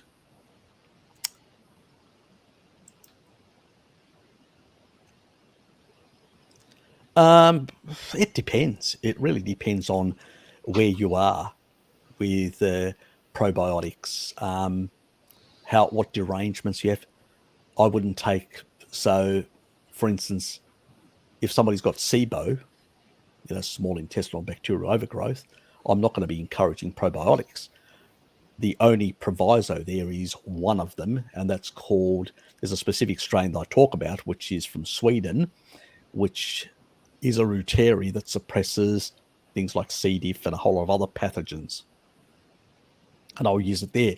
But ultimately, that's not going to fix it. At the end of the day, it's pretty much your stomach acidity isn't low enough to, and your gallbladder is probably not functioning properly. That's what really SIBO is all about, because the small intestine gets cleansed with bile.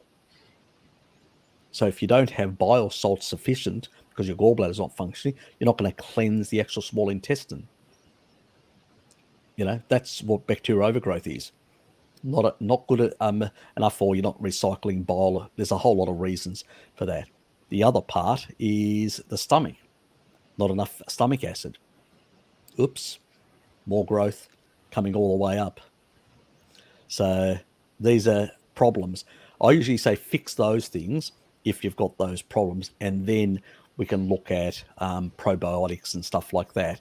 And I'm more interested, I don't really care about, like the biggest ones, like the bifidobacteria, the firmicutes and stuff like that. They actually reside largely in our appendix. That's the old cecum. So I don't have a problem with that. If you suppress and then you get enough taurine, and taurine, I've done a video, keeps spermidine down, which pretty much means that you don't have too much growth. You want spermidine in the boys down there in the sacs. That's where you want spermidine. You do not want it in your gut growing bacteria. And the other thing, the taurine does, it also downregulates histamine. So it actually starts regulating and getting the gut to work properly, and then gets the gallbladder to work properly over time.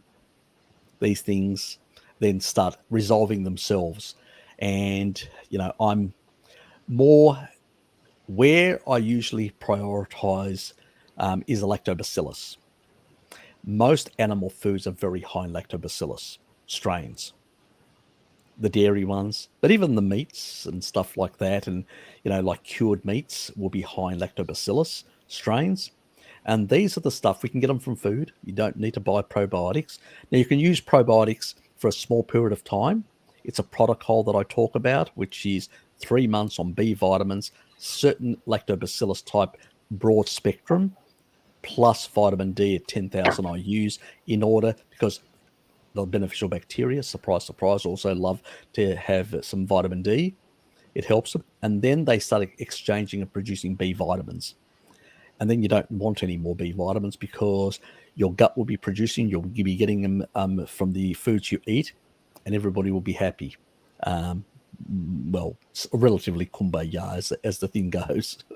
What's your experience? With probiotics in general? Or... Yeah, in general, sort of. Yeah, I mean, I found a lot of people would buy probiotics in the health food shop, and they didn't often come back to buy more. I think that either they didn't use them for long enough to have a strong enough effect, or that they didn't notice a benefit because they had so much else going wrong that they couldn't notice a benefit, because you can't just add more things in and think it's going to fix the problem. Yep. I think what point you made, which was really good, is sort out the other stuff first, then use that as a last minute, like, oh, this is a protocol you can use. Yeah, precisely. I mean, I know she's here, but and I do use her name constantly, but anyway, but she suffered, sort of diarrhea and stuff like that and whatever, and getting taurine and stuff like that helped improve the gut microbiome sort of stuff, doing some of these protocols and sorting out, suppressing the nasties in there and all that. But then she started getting a bit of constipation after that. And that was primarily because, she'd over years and years of glyphosate, which is a sort of low-grade antibiotic. Yes, there is a patent on that by Monsanto. It is definitely not something Harry Serpanos is saying, but it actually is recognized. So I think to a large extent, a lot of the gut issues can be at the foot of glyphosate, definitely. I think it needs to be taken out of the food supply, pretty much as far as I'm concerned. And it will decimate the lactobacillus. And so once you put some of the broad spectrum lactobacillus, which she put back in, that sort of sorted out her constipation. And then she could tolerate dairy. She could, everything was much better. And lactobacillus that have brought a lot of these strains are very much high in these products. But, commercial products, unless you're eating raw dairy products to get, like fermented dairy and stuff like that, you're not going to get enough of these strains to get the benefit. They tend to be more susceptible, so, if you're eating animal foods and you're maintaining good intake of them, you tend to have a better situation, because the dominant ones are still going to be the bifidobacteria and the Firmicutes types. And if you're eating more plant foods, the Firmicutes actually increase, which tend to also cause a bit more inflammation by doing that. I do have videos talking about sort of how there is the myths and falsehoods of veganism, and there's a video there that covers that specifically. Talks about certain interleukins that get upregulated based on the shift in the gut microbiome, and it actually blows that whole argument that that so-called fibrous foods are beneficial for the gut microbiome. No, they're not. That's bullshit on steroids. And the bifidobacteria actually increase with more animal foods, which are the ones that lower the inflammatory interleukins, inflammatory biomarkers. So these are the sort of what I call low-hanging fruit. Deal with that before you start even thinking about probiotics. And I think that's not only Jonathan's opinion, but also Bart's opinion as well. If you ask Bart, he sort of agrees with me on this completely. So, because he's had similar experience like me on these things, playing around and experimenting. And so you have to be honest when you experiment. And a lot of people don't because they're selling product or whatever. But if you're honest when you experiment with these things, you go, okay, this isn't working. And then you sort of work out the reasons why. Okay, KL, how are you, mate? Also, thanks to Harry and Luke for the DDW testing link. You're not a problem. Yes, the deuterium depleting water testing link is pinned on my previous live stream. So if people want to grab that link, if they want to find out what their deuterium levels are in their body, go right ahead. Especially if you've got issues that are not resolving very well,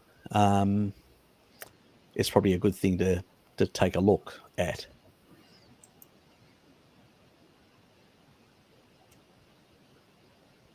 It's me. Yes, it is. It is. I just put it up. I'm not reading it. You can read it yourself. Just rambling. Q. Okay, is that a new one, Tom? Hello Kitty just appeared. G'day, Hello Kitty. Steak and Norway salmon for dinner. Aren't you guys supposed to be at the Korean restaurant raiding their all-you-can-eat meat? What the hell's going on with you? Very poor performance. Very poor performance. You didn't go to Melbourne just to basically sit around and eat steaks. You could do that in Hobart. You're supposed to raid the Korean restaurants. I like the Korean barbecues. Yeah, exactly. That's what we're talking about. I've got one of them near us, and it's actually quite affordable when you get a decent bit of meat. So we'll get like a beef soup and a teppanyaki beef grill thing. It's quite nice. No, they've been going to these Korean restaurants and they've been just eating meat, nothing else. They've been going to the meat parlor. So they're basically probably affecting their profits. She said, "Not tonight. Don't want to get kicked out." Yeah. Fair enough. Fair enough. Yes. Anyway, what do you think of the GAPS diet? How does it compare to a protocol oxalate danger for frequent consuming meat stock? I don't know. Look, I've heard about the GAPS diet. I've on a cursory look, most of the plant foods aren't as problematic. It's a long time since I looked at it. Back in my paleo days, it's like, God, 10 odd years ago. I couldn't even remember exactly all the elements of it. Do you actually remember? I know there's lots of meat broths. There's some supposedly low toxicity vegetables. Focuses quite a bit on fatty meat. They use it for autism. So Tom actually asked me the same question about a week or two ago. Okay. So I think he does want your opinion, I think. Okay. Look, yeah. My personal opinion is that the carnivore diet is going to be superior to anything out there. And I think that even in the GAPS diet, I don't think the plants are the beneficial part. That's a selling point. It's more the animal products that they incorporate because they prioritize from memory. They prioritize mostly animal products with vegetables. So it's like 50% to 2/3 animal foods and 1/3 plants to make it more palatable for people. I think that's what their approach is. So if you're asking me for a clear question, what is better? Obviously the carnivore diet is going to be superior. But is this a palatable option for people out there that maybe not willing to go that extra step? Yeah, possibly. So yeah, it's possibly an option. So if you're considering it for a relative or a friend that's not willing to go carnivore, it is an option for them. Yeah. I think the oxalate danger is perhaps a little bit overstated. I think you can get away with some of it, but it's quite individual. Like myself, if I have a lot of oxalates in my diet, I notice quite an immediate effect in my symptoms of autism. So I would not do it personally for me. Yeah, well, this sort of stuff, DDW water is basically low deuterium water. That's what it is. So it basically means that you have less heavy water. You've got more light water. So hydrogen, the stable isotopes of hydrogen come in two forms. One is with a proton at its nucleus, and the other, which is called 2H or deuterium, has a proton and a neutron. The neutron is the problem. So the more neutrons you have, it's harder for the body to... There's a certain amount of water management, in a sense, is one way of putting it, that it can actually do. Just think of it, a water plant. You're getting stuff that's coming through that water plant, and you've got filtration that actually, so those enzymes, the filters, filtering certain things out and bypassing and going, okay, that stuff can go over there. So let's say the deuterium stuff can go over there and be used in collagen tissue and stuff like that. That's fine. But if you give it too much, then it can't actually cope, and then some of that's going to get through. And when it gets through, it's going to do damage to the mitochondria, what I was explaining earlier. So it'll get into the water inside the mitochondria. There's the matrix in the middle.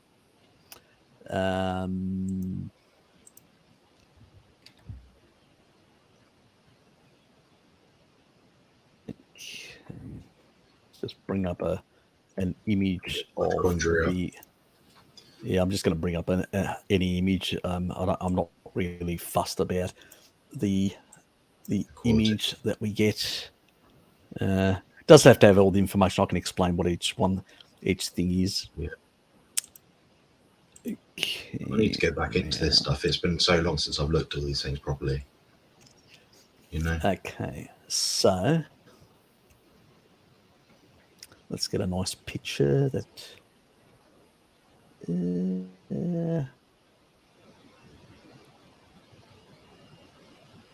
Nice flat one's usually pretty good, isn't it?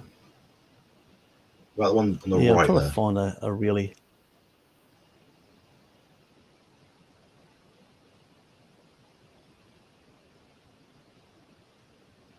Oh, that's nice.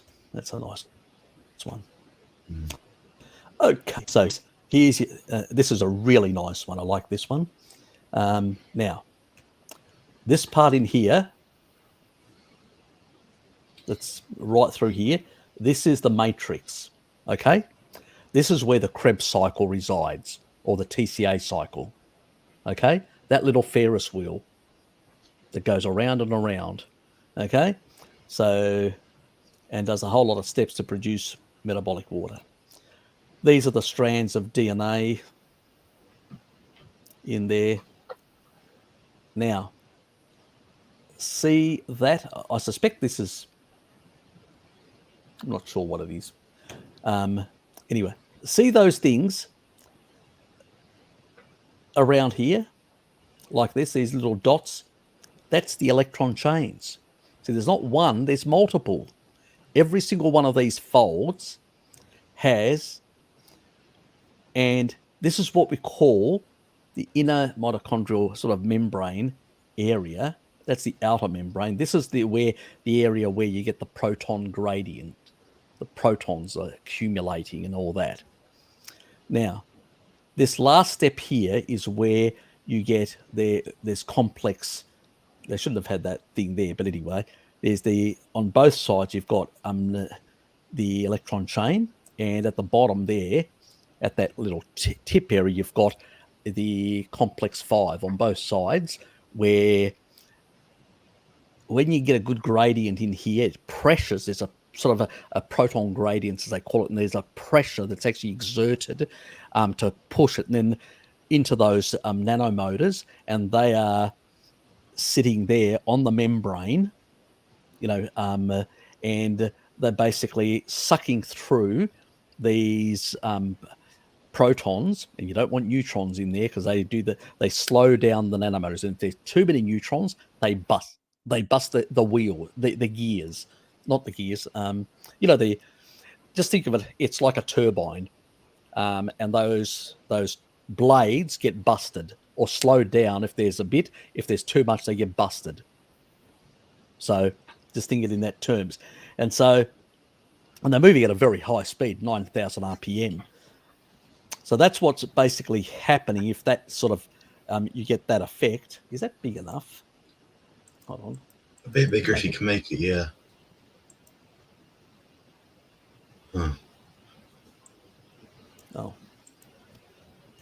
Let's just see. Hopefully this gets turned into Serpanos clips. Yeah, it's sort of like squeezed it.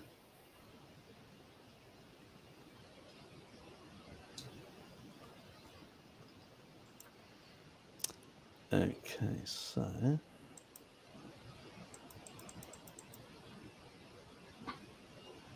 that's better. Yeah, I can see that. Okay, so there's your these ones will be like, if ignore these other ones, that one would be like complex 1, 2. 2 is sitting slightly below. It's not sitting in a position to suck up protons, so it's just sitting slightly on the actual membrane, so it doesn't have like a suction thing, because it's an electron donor. And then 3, 4, so 5 would be there approximately. I don't know why they got these other dots there, but anyway, these are the nanomotors. You get the gradient building up. So these complexes are sucking in, they're running electrons through here, they're sucking in all the protons, and then they are creating a gradient in here which pushes in both directions and will pop out through here. And as that goes through and it cycles through at the base, right at the base, there is ADP, and what it does is it usually gets from phosphocreatine, it usually gets a phosphate, and that will be given over. It will sort of, it's a recycling system. It goes to there, picks it up, and it moves the ADP, adenosine diphosphate, because it's only got 2 phosphates, and it will stick that third one on there, and then it will release the ATP at the end, and that sort of release of energy goes in to basically cycle phosphocreatine, and then that will basically provide the glucose energy for the filaments of the muscles, in a sense. So that's the sort of the gears, Bart talks about these 3 gears sort of steps that actually happen. So there's that connection between that sort of stuff. And what happens is, obviously, when you release that phosphate, obviously, and that's the energy, the spark of energy, then you recycle that ADP, and that usually just stays in here, comes back into this circulation. It can find a bit in the inner mitochondrial and also in the matrix itself as well. So, but it's really primarily stays within. You may get a bit of ADP in the cell, but it's primarily located inside the actual mitochondria themselves. So now, if we actually, let's say so these motors, if they get this sort of stuff through, okay.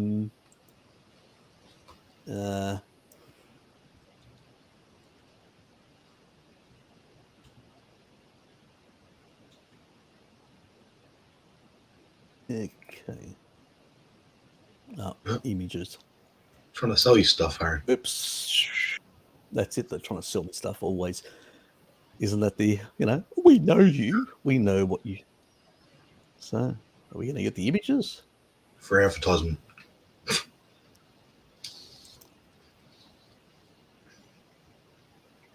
Yeah, go back to the images.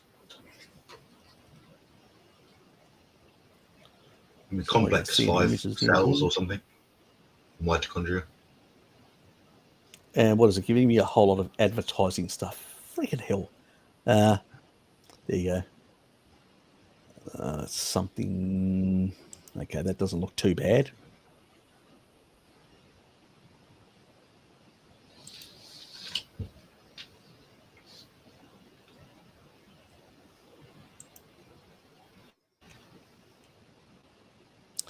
Okay. So this part here, there's the matrix. And that's the matrix in here. All this sort of stuff in here is that matrix. There's the Krebs cycle. See the connections? So you can see the connection between complex 2 and complex 1 between the Krebs cycle. Anyway, I'm not going to go into all that. You know, this is the stuff that fumarate hydratase that, you know, Laszlo Boris talks about a lot. But that's for another video. That's complex biochemistry. You have to put a whole page and show, you know, that's really high end. He does have a video for those people that are interested in checking Laszlo's understanding of that, and you know, and in relation to cancer and a number of other things. I think anyway, that's for Sir Cello is looking what's more important, so the DDW or the structured water. Okay. The DDW. The DDW. So yeah, this is sort of the. I've just haven't had a chance to go through this sort of stuff.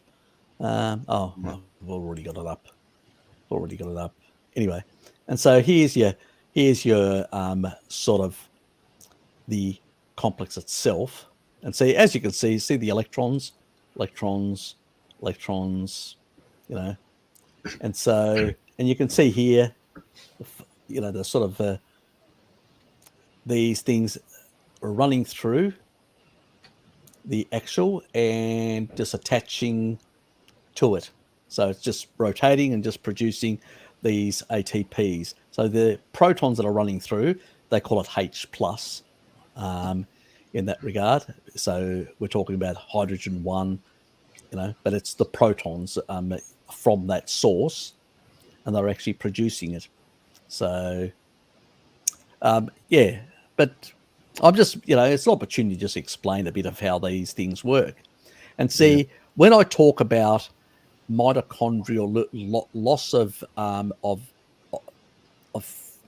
respiration, which is oxidative phosphorylation, which is what this whole process is. When I talk about respiration, what I mean is you're not producing enough ATP, because some of these nanomotors, this one may have been busted, that may have been busted, that may have been busted, that may have been busted. And you may only have these two here, these two here, these two here that are still functioning. So you may only have 50% of your nanomotors still working by the time you're 50 or 60. And so if I biogenesis this with PQQ, all I'm doing is just bad mitochondria. I'm just more or less creating more of them. I'm not going to get much benefit. And it's costly, PQQ and all these other supplements. So you don't get the benefit. So where's the benefit coming from? Well, this healing of this stuff, taurine can help with the healing of the electron chain. And the other thing is melatonin. Melatonin plays a big damn role. You think sleep isn't important? Think again. Sleep is damn bloody important for healing mitochondria. Extremely important. You want to age faster? Don't sleep properly for years. You'll fucking age faster. And that's where taurine also calms you down. Not only the melatonin part, but calms you down in the evening. This stuff, protecting you from blue light, so you've got less cortisol at night, so you can actually sleep better. Because blue light increases cortisol. It's supposed to wake you up and get you going through the day.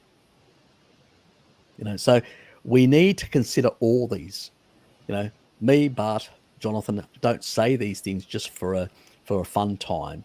But, you know, all this other structured water and all that, it's not possible to structure water It goes against physics itself. This whole notion of structured water is basically friggin' bullshit. The fourth phase of water is Harry, so I watched I'm saying what I'm trying to say is it's a different thing what happens inside the cellular structure and around the mitochondria. That's in a system. But to bottle that in a bottle is impossible.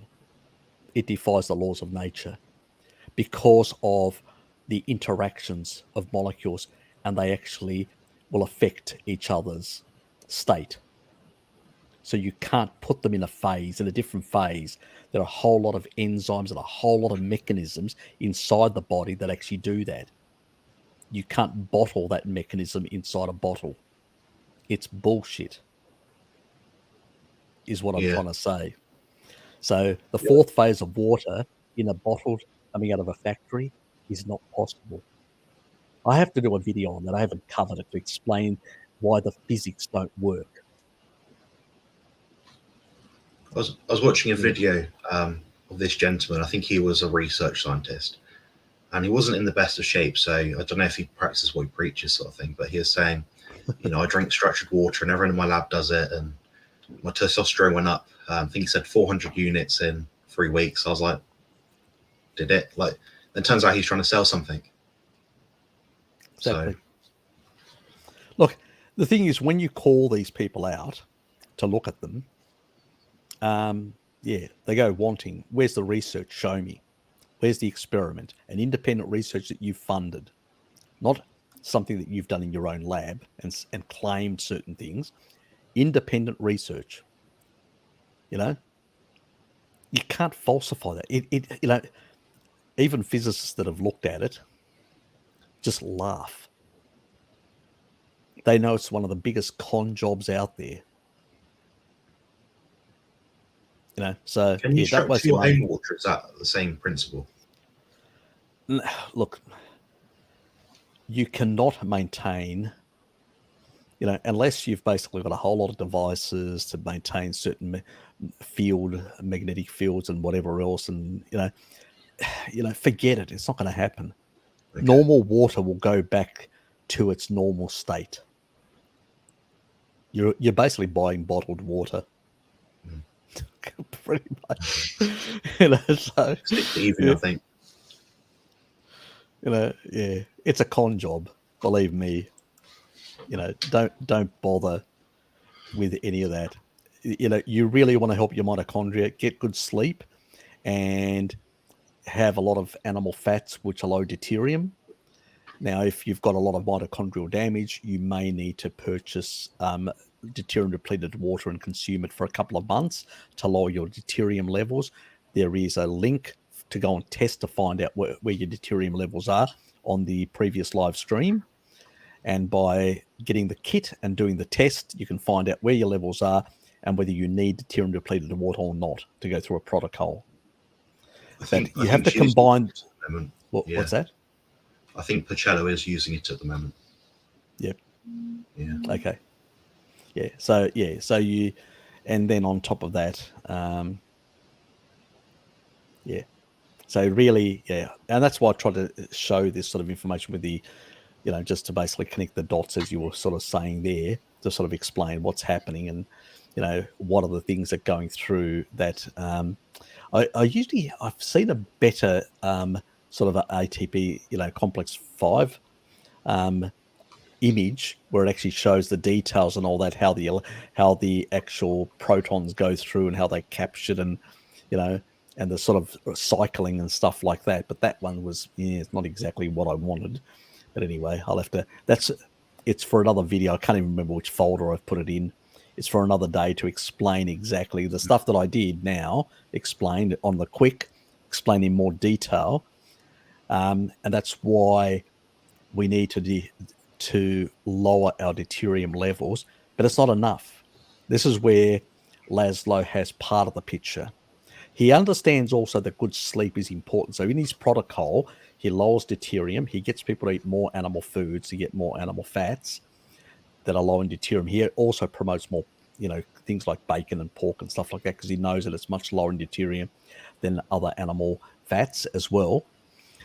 But at the same time, yeah, that's fine. But even if you lower the deuterium threshold, you're still not repairing those electron chains. The electron chains, the sleep thing protocol that they have is good with a blue light and stuff like that, which is good because that helps with melatonin. But I like to enhance things, and the enhancing is where I amplify melatonin. And if you've got blue blocking and stuff and you have enough in the evening of taurine, some people even feel the sleepiness coming on very fast. So they actually get, different people get different elevations of melatonin, depends on how sick they are, their circumstances, their genetics. There's a lot of variables.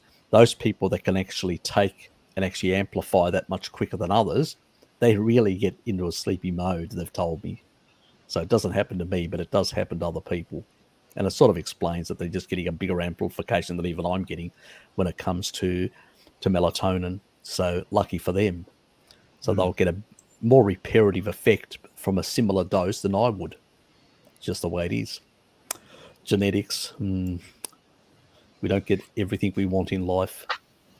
No. Thank you so much for the water kefir recommendation, Harry. It tastes amazing. It doesn't seem to upset my gut. I wonder if there's other source of nitrogen other than dried fruit to avoid phytotoxins. You just have to eat animal foods, mate. There's enough in it anyway.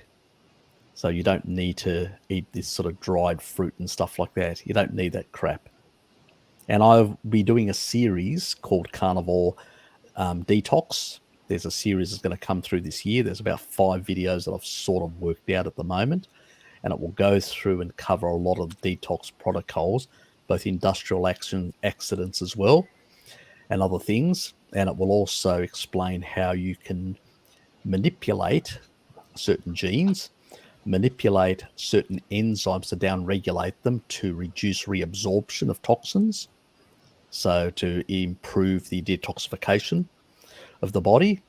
So there's a lot to be had. And so they are, I'm not going to give too much information at the moment because you'll have to wait until I make the videos, but they will cover a lot of these aspects and help people improve their detoxification, because we live in a very toxic world nowadays in the modern world.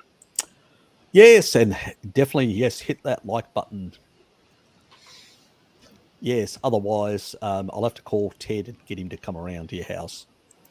Tracy, God, where have you been hiding?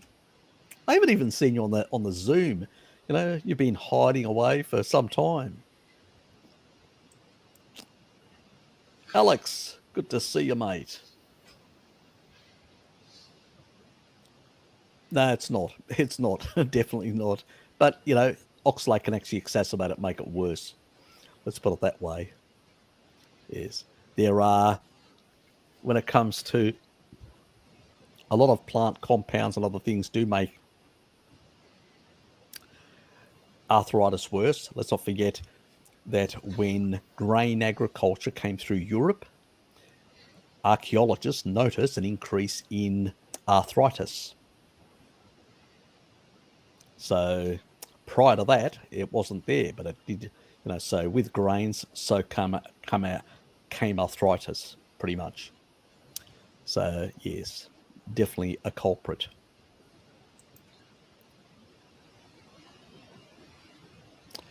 Yes, it does. It helps a lot of people. Yeah, I noticed that's the most obvious thing that people say to me is my sleep's better. The most impactful thing they notice. It calms you down. See, the biggest problem with a lot of us, and it's against the modern world, we don't live like the Hadza or the Maasai, sitting back, waltzing through the countryside, feeding our animals and stuff like that. The only thing we have to concern ourselves about food. We live in a modern world where we've got a lot of different pressures on us, and we have to perform like, let's say, exceptionally talented monkeys in order to avoid ending up on the street, destitute. And that puts a lot of strain on relationships. On you don't have the network. See, in a tribal situation, as a man, you got the network, the kids, the older kids looking after the younger kids. You got a network in the tribe. You've got a community looking out for each other. It's a very different thing. It's less stressful.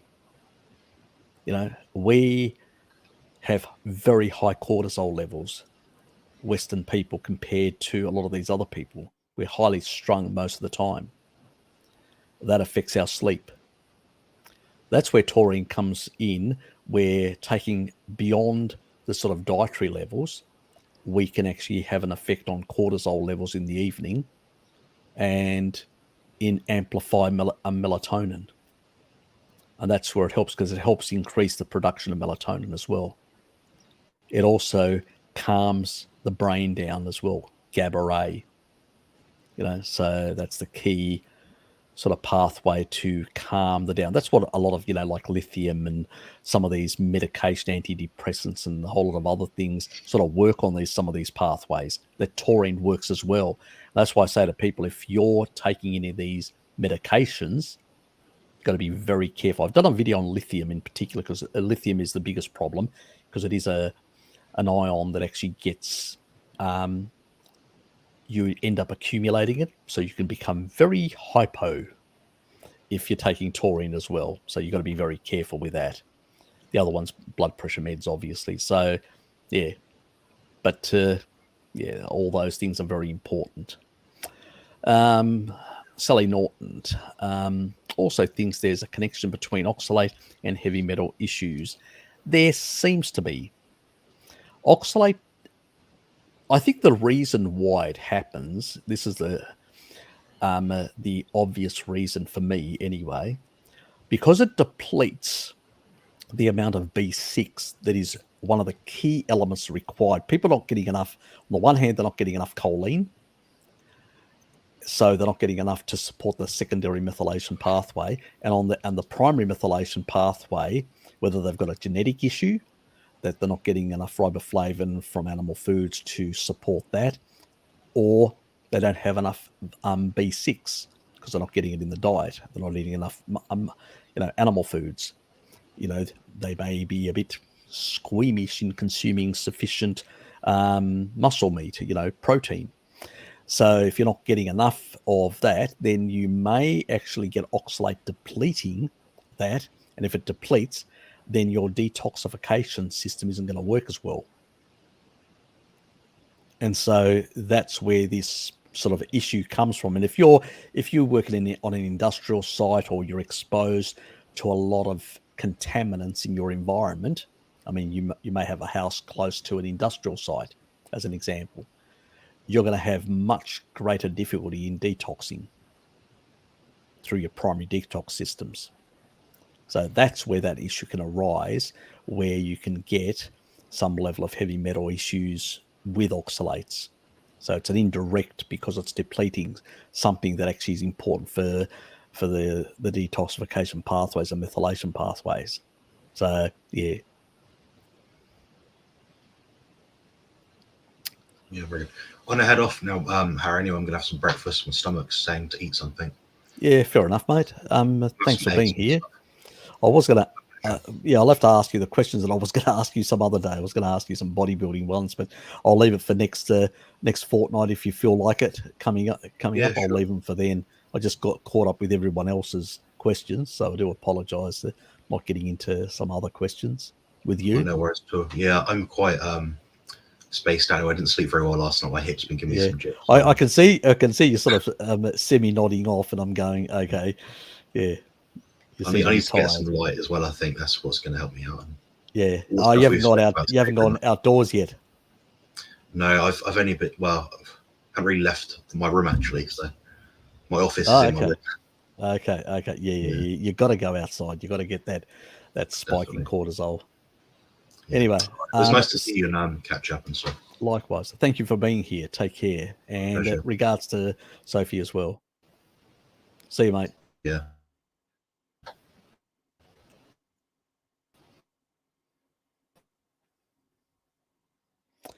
Anyway, Yeah, so that's possibly what is actually causing that issue. Oops. Now.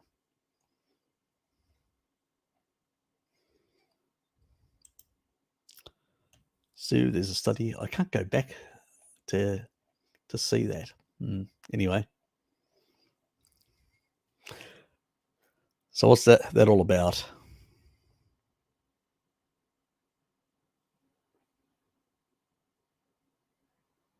Oh, about oxalate symptoms. Okay. Fair enough.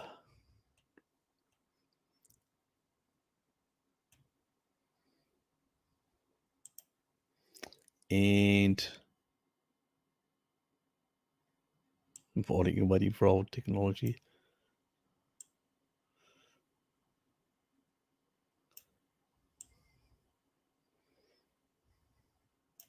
Didn't even see this. Thank you, Jonathan, for the mitochondrial lesson. Thanks, mate. You're welcome. Yes. We keep on this site, it's one thing that I have a sort of policy to try and demystify things for you guys, and I keep it as simplistic as possible, because if you guys are not understanding, I'm wasting my time, basically. So I just need to get you don't need to make it complex. I've got next week, I should have it out sometime next week, one on, it's going to be called Randall Cycle for Dummies. It's going to be really simple, even simpler than what I did there. Go away, you damn. I've got this little insect flying around. Oh, well.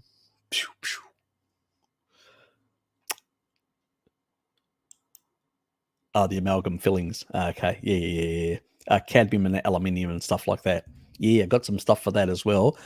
And also selenide. Remember selenium? The cadmium. I have a video on cadmium. So selenide deals with that. But there's more to come. You're an animal. Greetings to you, my dear friend.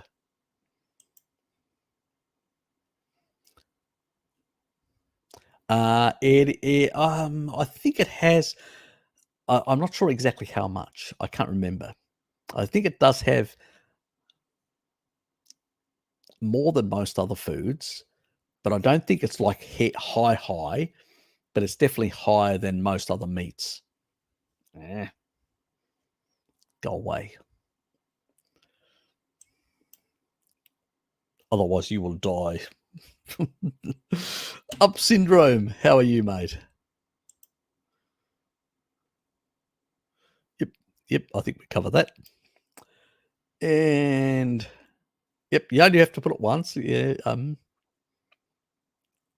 Yes. And hello to you as well. Was watching redacted piece on Nikola Tesla.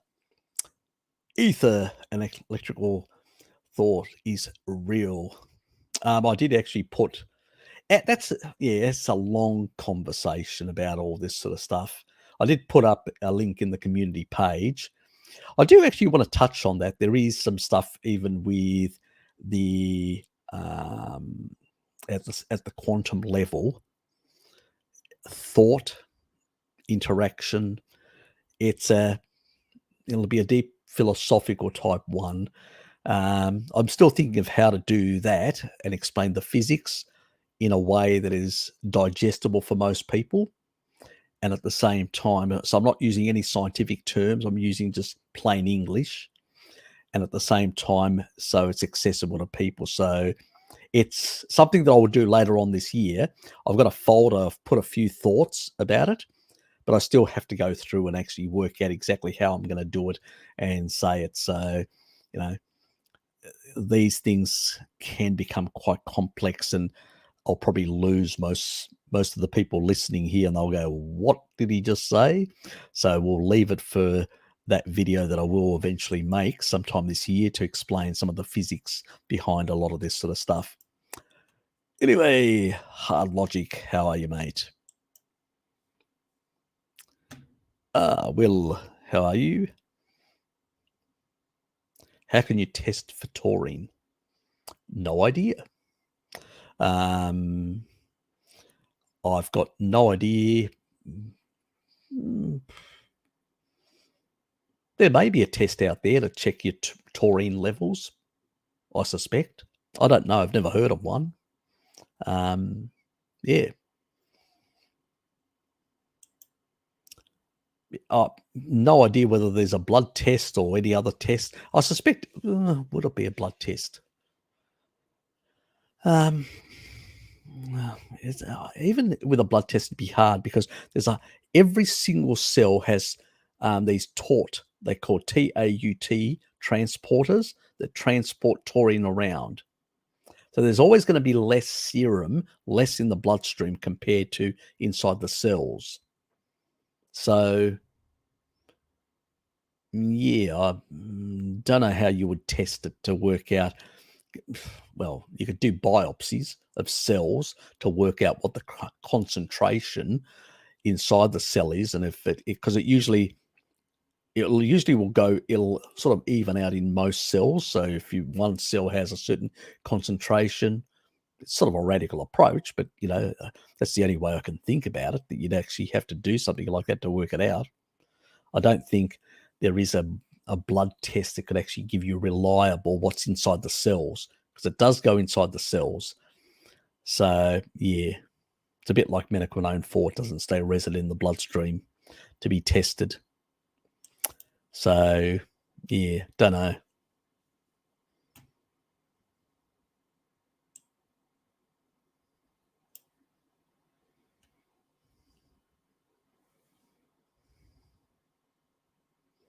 Yeah, look, yeah.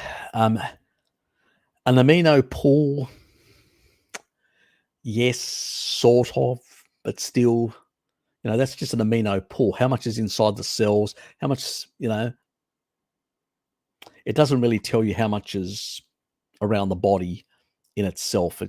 So, blood tests for certain things, fine. For other things, they just really don't really give you a good value. Yeah. So that's a hard one. Don't know. Just really don't know.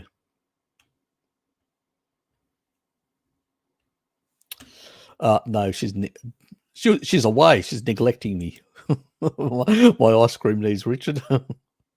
It appears almost all plants induce intestinal permeability, so it must be a bunch of substances. Well, there are a lot. Your lectins are a problem, which is practically in every single plant. There's lectins.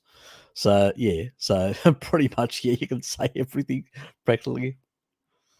Would eating sausages with soy for binding would be a problem in the long run? Do you have to ask questions like that? Stick to the sausage, ignore the other stuff. Soy, you damn soy boy. Apparently even nitrates, as palomedicina says. I do wonder about that. Well, nitrates are not the big issue that people think.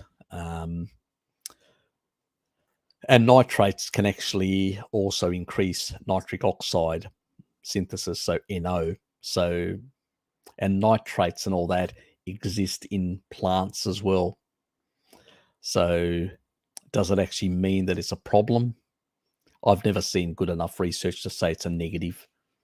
There's a lot of speculation, but and most of the studies are epidemiological. There's no mechanistic studies to show a sort of a cause and effect of negative outcomes. So, but obviously if you give somebody a massive amount, yeah, that can, like anything, massive amount of vitamin D, massive amount of anything is going to be a problem. So yeah, but you have to, most of these studies where they give people just these massive quantities, which are outside physiological range, you'd have to eat like a truckload of stuff to get the same quantity that they've put it in the rat to get that effect. I'm going, where's the value? It's not telling me anything. So it's just nonsense, good for tenure, for academic tenure, creating a study and saying, oh, I did 30 studies of bullshit. Yeah, for that purpose, but doesn't really enlighten us in any way. I lost all my brain at around 30. Now I'm salt and pepper, basically silver and dark grey. Well, there you go. Yeah, Mum was completely, lost. It went, if she didn't put colouring through, it'd be like absolute white, because she had to for one period. I can't remember what, there was a reason for it. And it was noticeable. So I do have genetics for baldness and genetics for, and it takes about 3 generations to reset. So the carnivore diet has slowed a lot of things down, fixed my alopecia, reduced a lot of these problems, which is good. So I'm happy about that. And it's slowed down also the greyness compared to my other relatives. But yes, it's, I think multiple generations of doing stuff, it takes multiple generations to reverse problems. And we know that even from cat studies and other things like the Pottinger's cat, it took 3 generations. So yeah, I'm not going to be around to get the benefit if those who come after me, you know what I mean? So it just doesn't work that way. Gotus seems to have some hair transplant done on him recently.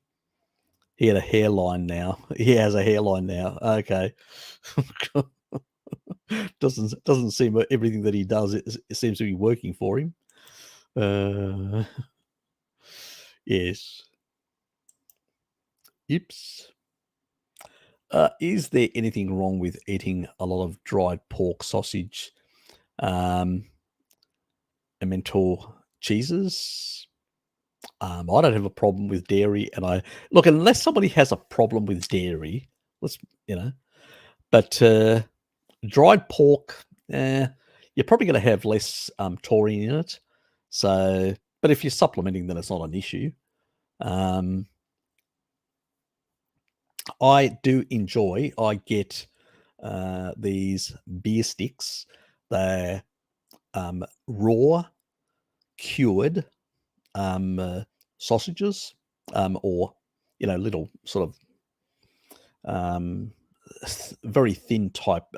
They're called beer sticks because those thin sausages. They got salt in them and quite a bit, and a bit of pepper, and they tend to be, it's raw meat, which has just been cured with salt primarily, and it's dry.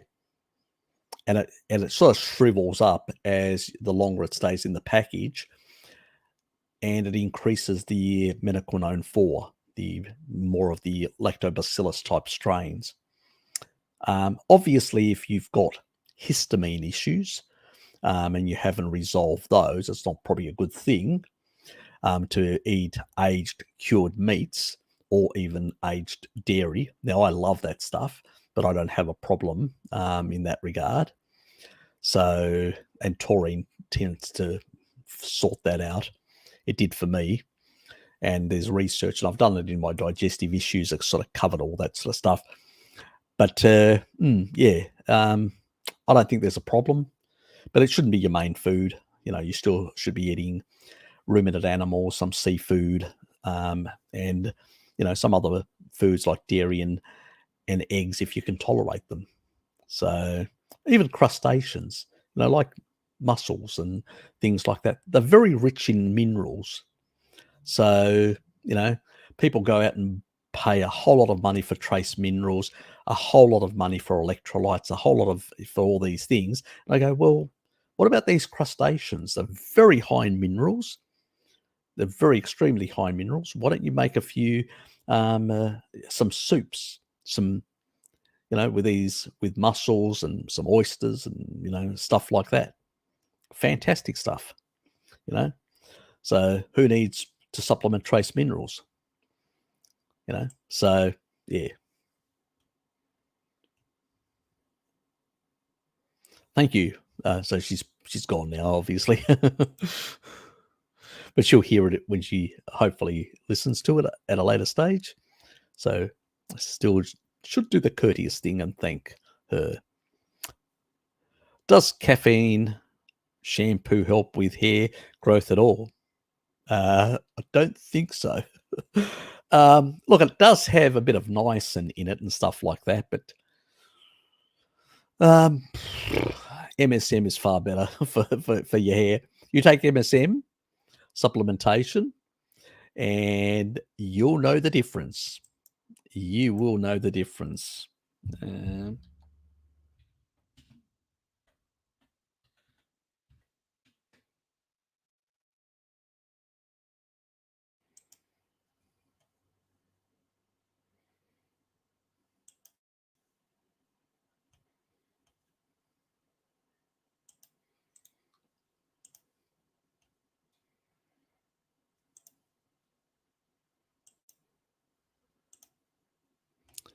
And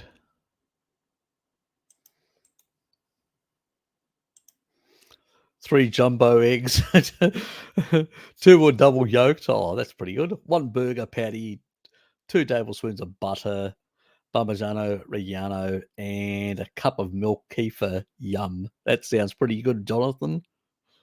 Damn good.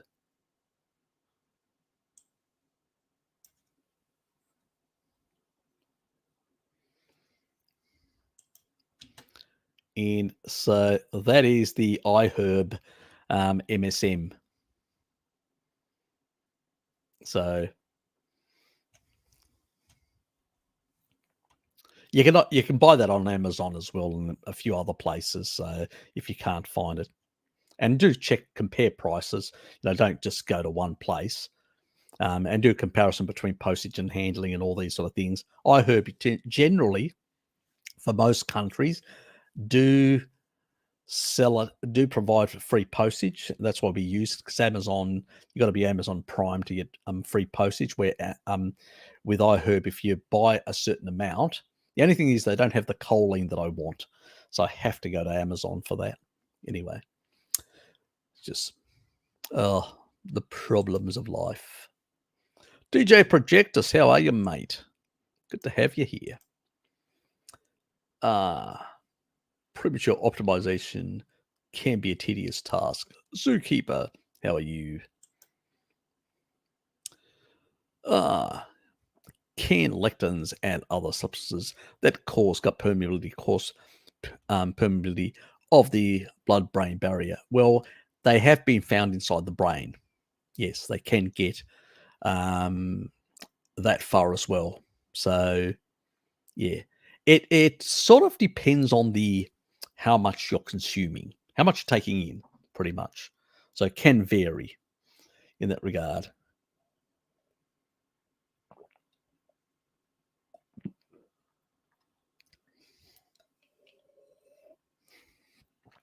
I'm just trying to get, because before 9 o'clock. Okay, so let's get the milk down. skull.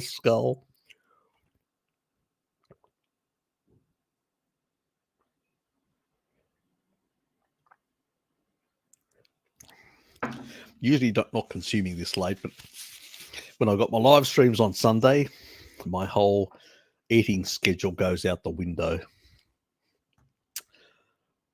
So there's a mad rush. By the time I got back late and trying to get everything damn ready. Anyway, Dominique, good to have you here, mate. Thank you for turning up. Yips.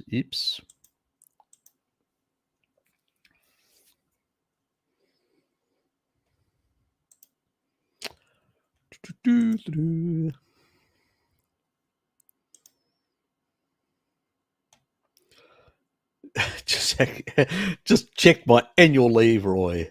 Have tomorrow off work and didn't realize it. Okay.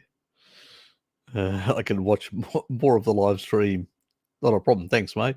Yeah, we've got a public holiday down here, so it's a long weekend for me, so which is nice.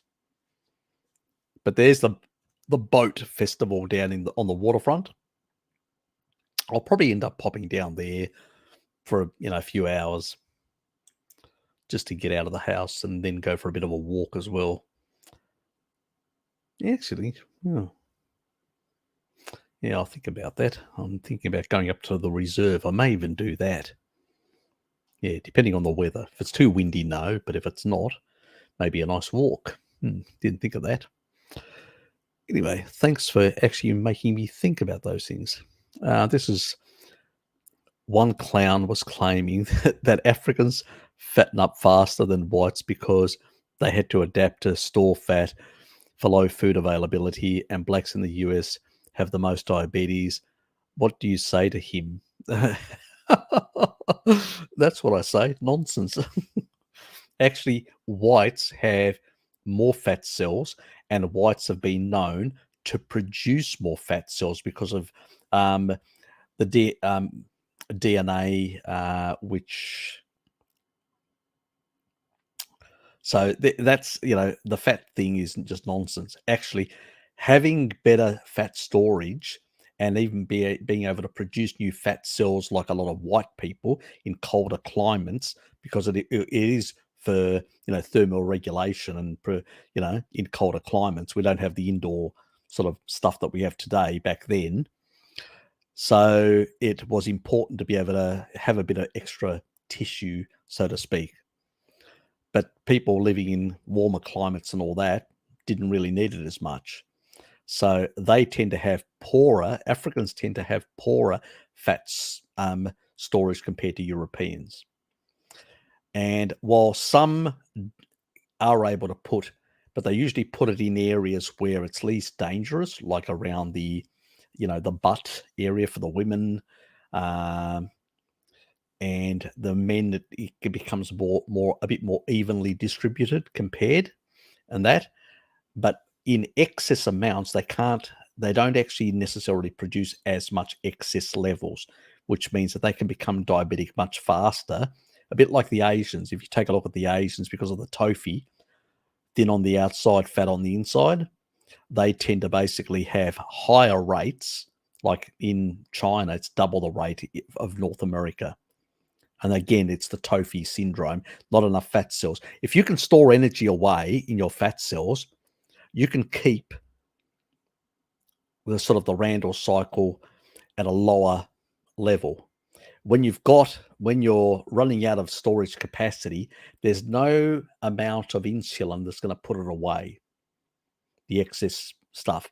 And that's when blood sugar, when the insulin fails, can't store it in the fat cells. The fat cells are just bursting at the seams. They've got macrophage, a lot of inflammation. You can't store anymore, and blood sugar starts rising rapidly because you can't put it away. You can pump in insulin to people, and it lowers it just slightly. And that's when people start losing limbs and stuff like that.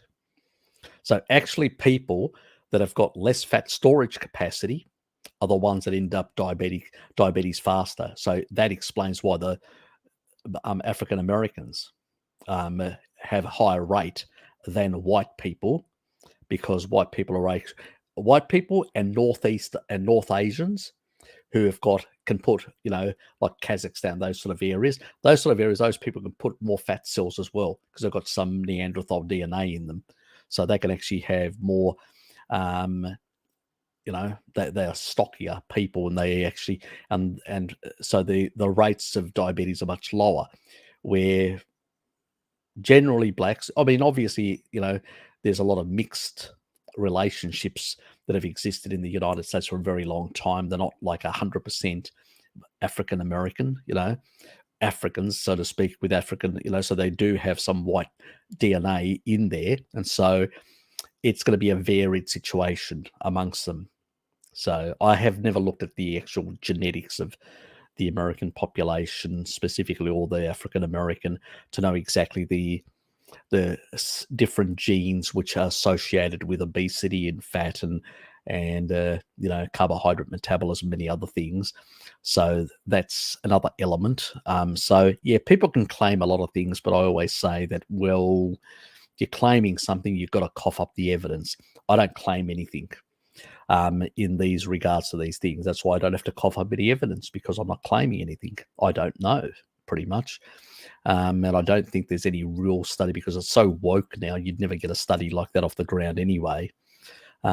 So to work out the nuances, what genes do they have generally within the African American community, and what is their capacity to produce new fat cells. Some may have better than others. There's going to be a lot of question marks on a lot of those sort of things. So yeah.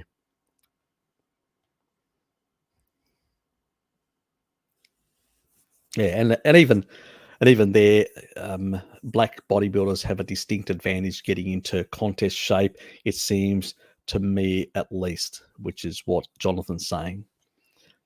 So yeah, I don't think that they have the same level. If the darker somebody is, the more the African genes they have, they tend to have less storage capacity in that regard. People with Neanderthal DNA tend to have higher storage capacity. It's just what it is. And North Asians as well. If you take a look at, I've always said, Southern Chinese, TOFI's more of them. Northern Chinese, like Koreans, Northern Chinese, those people, I actually know where they're coming from. I go, oh, you're from Northern China, aren't you? Mongolia or Manchuria or those sort of areas. I know exactly where they're coming from, because they've got those genes which are different slightly, and they can actually create more fat compared to the Southern Chinese, who are more TOFI. So yeah, those variations do exist. And remember, China is it's a multi-ethnic state. It's like Europe that got unified under the sword very early. Got it? So there was, if the Indo-Europeans hadn't attacked those kingdoms on the western part of China and introduced the chariot, and the first king or first emperor of China, he was a warlord, he got access to that technology, and all the other armies were foot soldiers, and he basically annihilated all those other armies and conquered the entire China and unified the China under the sword. That never happened in Europe. And that's why China became a multi-ethnic nation, dominated primarily by one ethnic group, the Han Chinese, but inward looking, because it had all the resources and all that, and it was covered by sea on the one hand, by sort of Siberian tundra to the north, the south, a whole lot of tropical and a whole lot of different populations. They tried invading a number of times with Vietnam, but they failed. It was really hard in the tropics to be successful.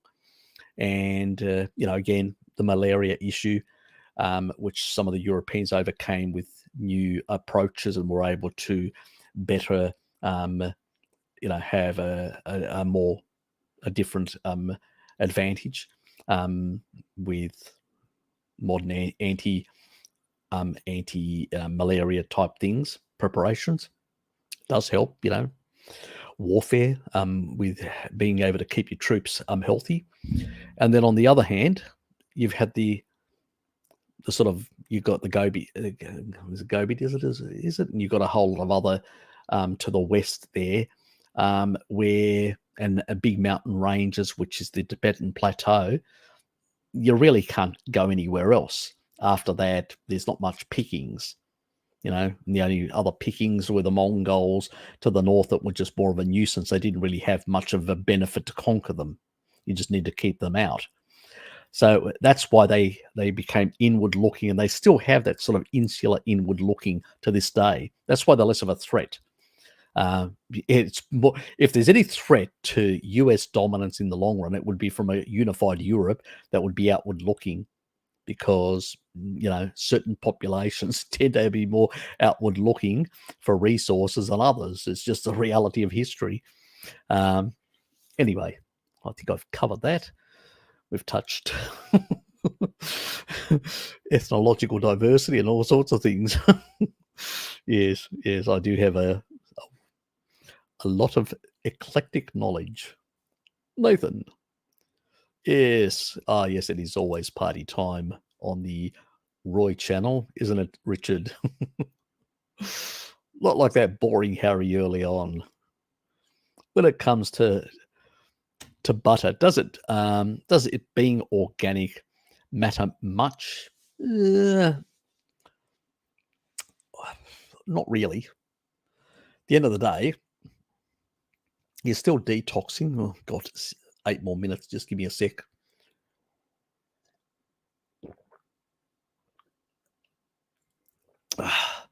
It's easy to scull a beer compared to sculling food because it is a food milk. Anyway, keep going.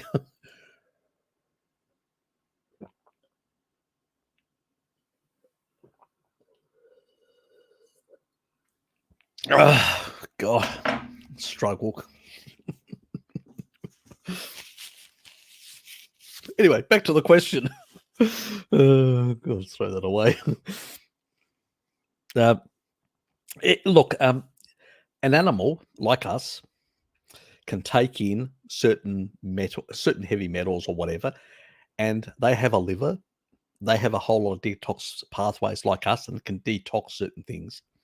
So it's less of an issue in that regard. If the animal didn't have detoxification pathways, then I'd be concerned. And if it does anything, it won't put it in the milk. It will put it in to its fat cells, or it will basically excrete it eventually. It'll detox it and excrete it out.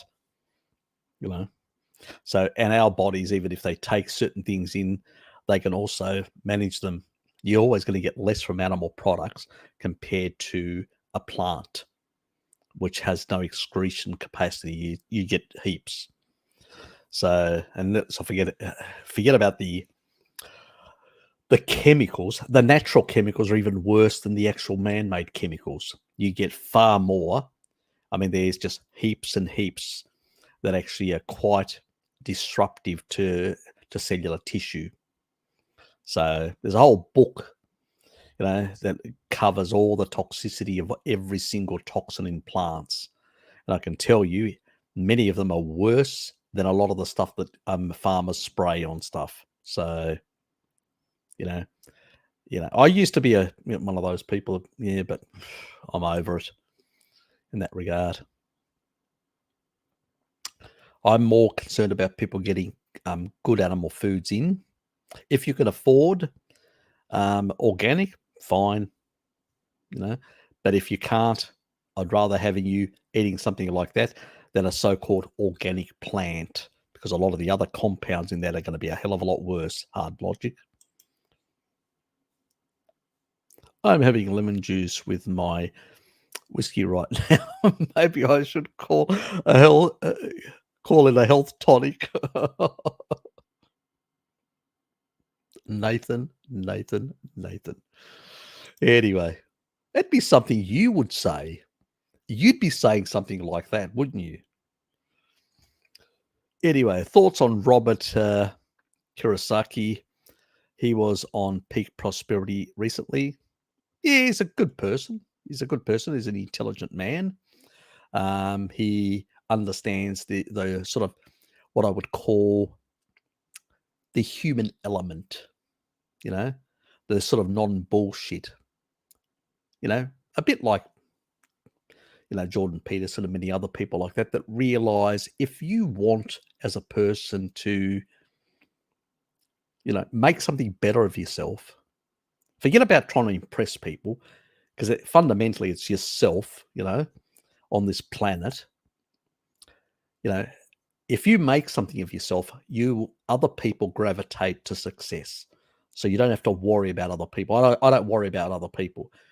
Robert's right. You need to get, pull up your socks and get on with it, and acquire the skills that will allow you to, do better in the world, whatever you do, in life.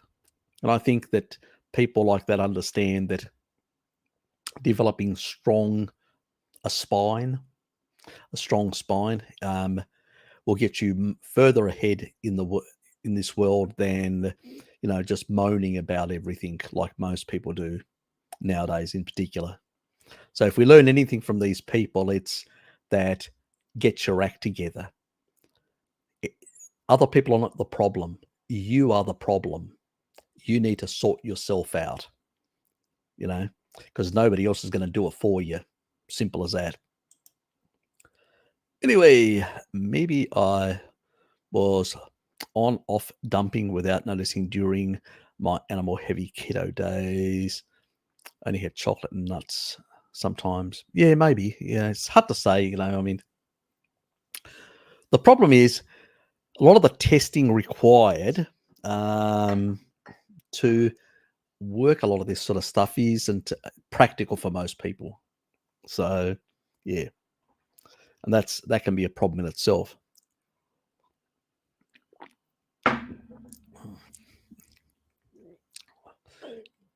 Oops, get that down. Hate when I've still got creaminess in my mouth. Anyway.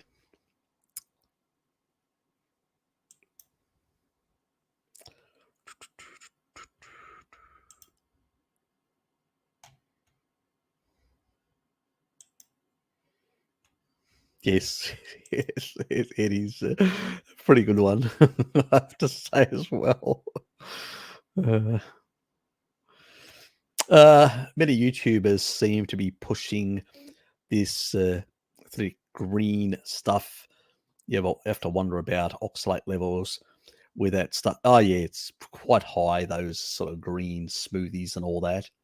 I know that some people have been overdoing them on occasions and have actually ended up people have told me, look, I don't really know, but they've actually said that they've ended up in hospital with a lot of kidney pain. So you got to be careful with this sort of stuff. Anyway, guys, it's nearly 9 o'clock and I'm, oh, Zach's here as well. Where have you been, Zach?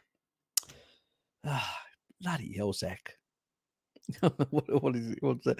Harry, I recently noticed the lack of YouTube content, mitochondrial healing.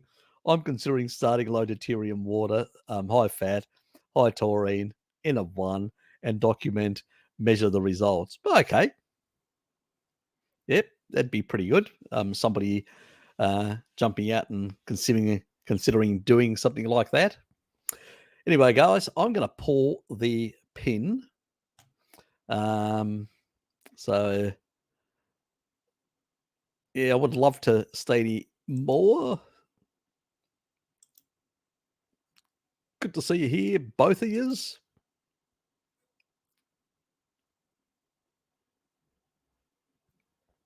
Yep.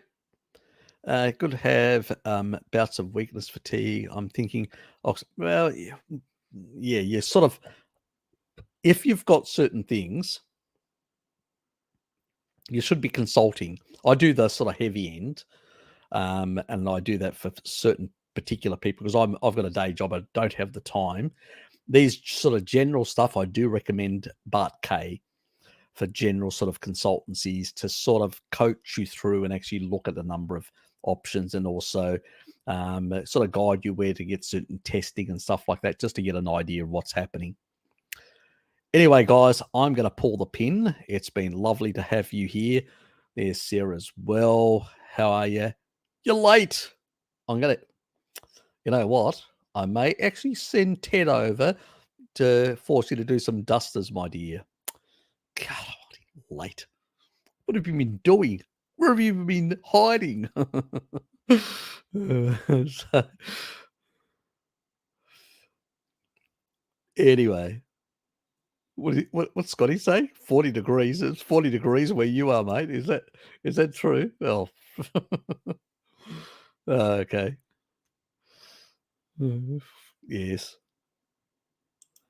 Not like Tasmania. Nice and cool. I'm just blasting through this now, just clicking on things. Anyway, I'm secretly moving to the bottom of the actual without them noticing. I said too much. Oh, damn.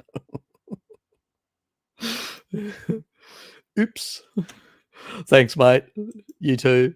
And yeah, keep me abreast of your progress. I would really love to know. Try and get a baseline before you do it, so you know where you're at.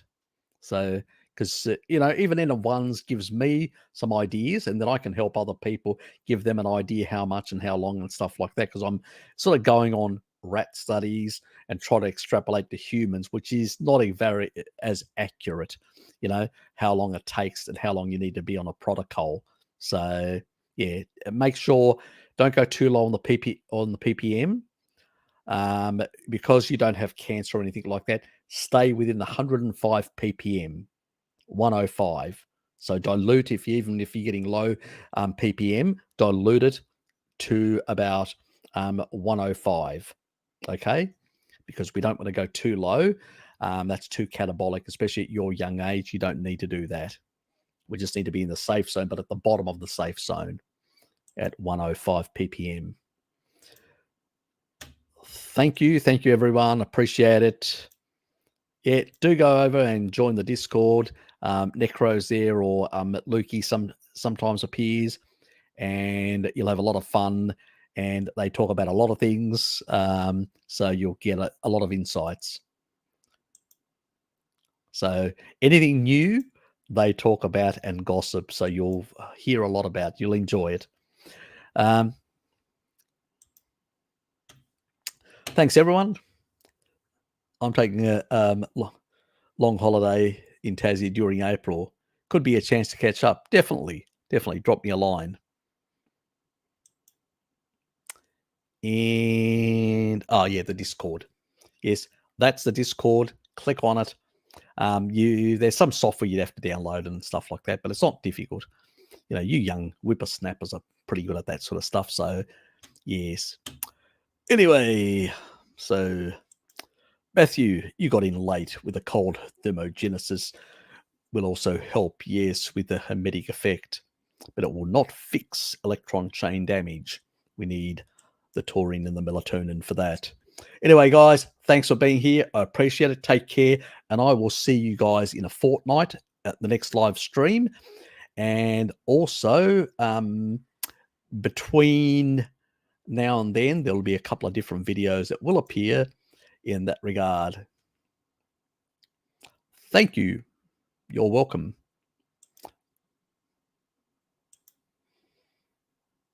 Thanks, mate. Appreciate it. Anyway, take care, guys.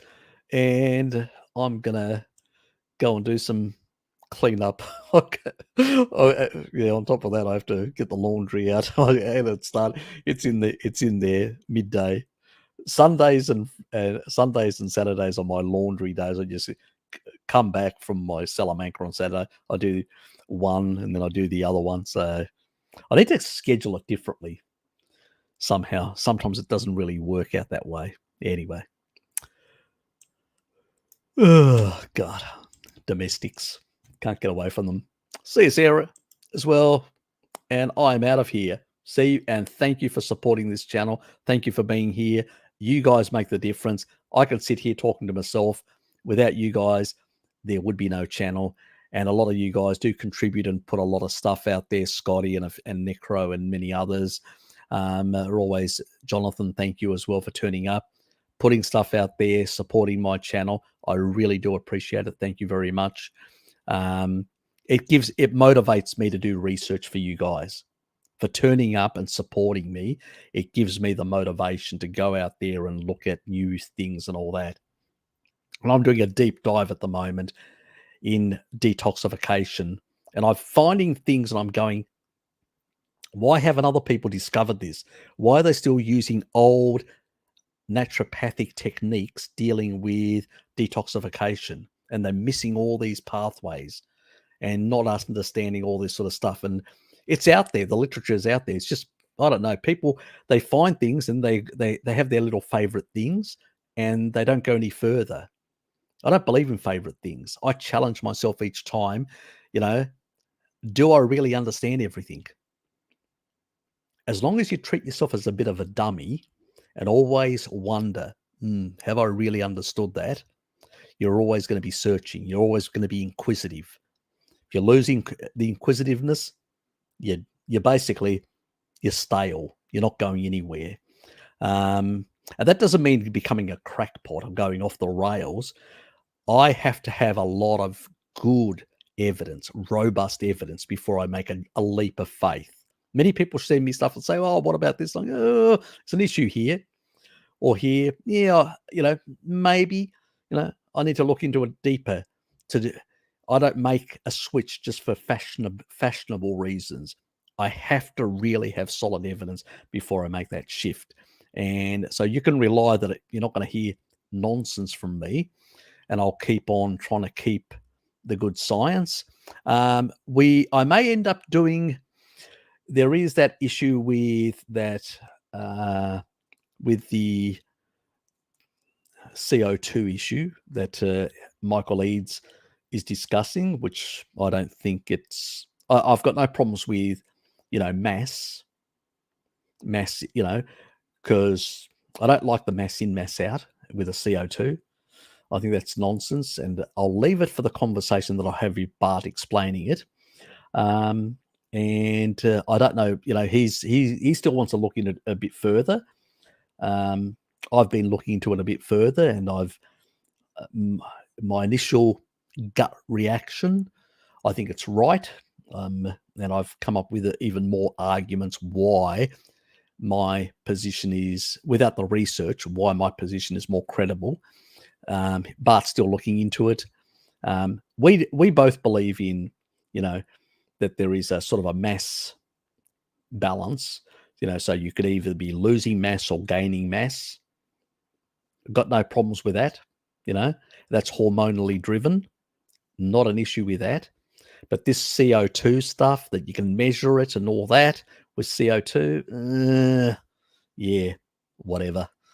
I don't buy that at all, whatsoever.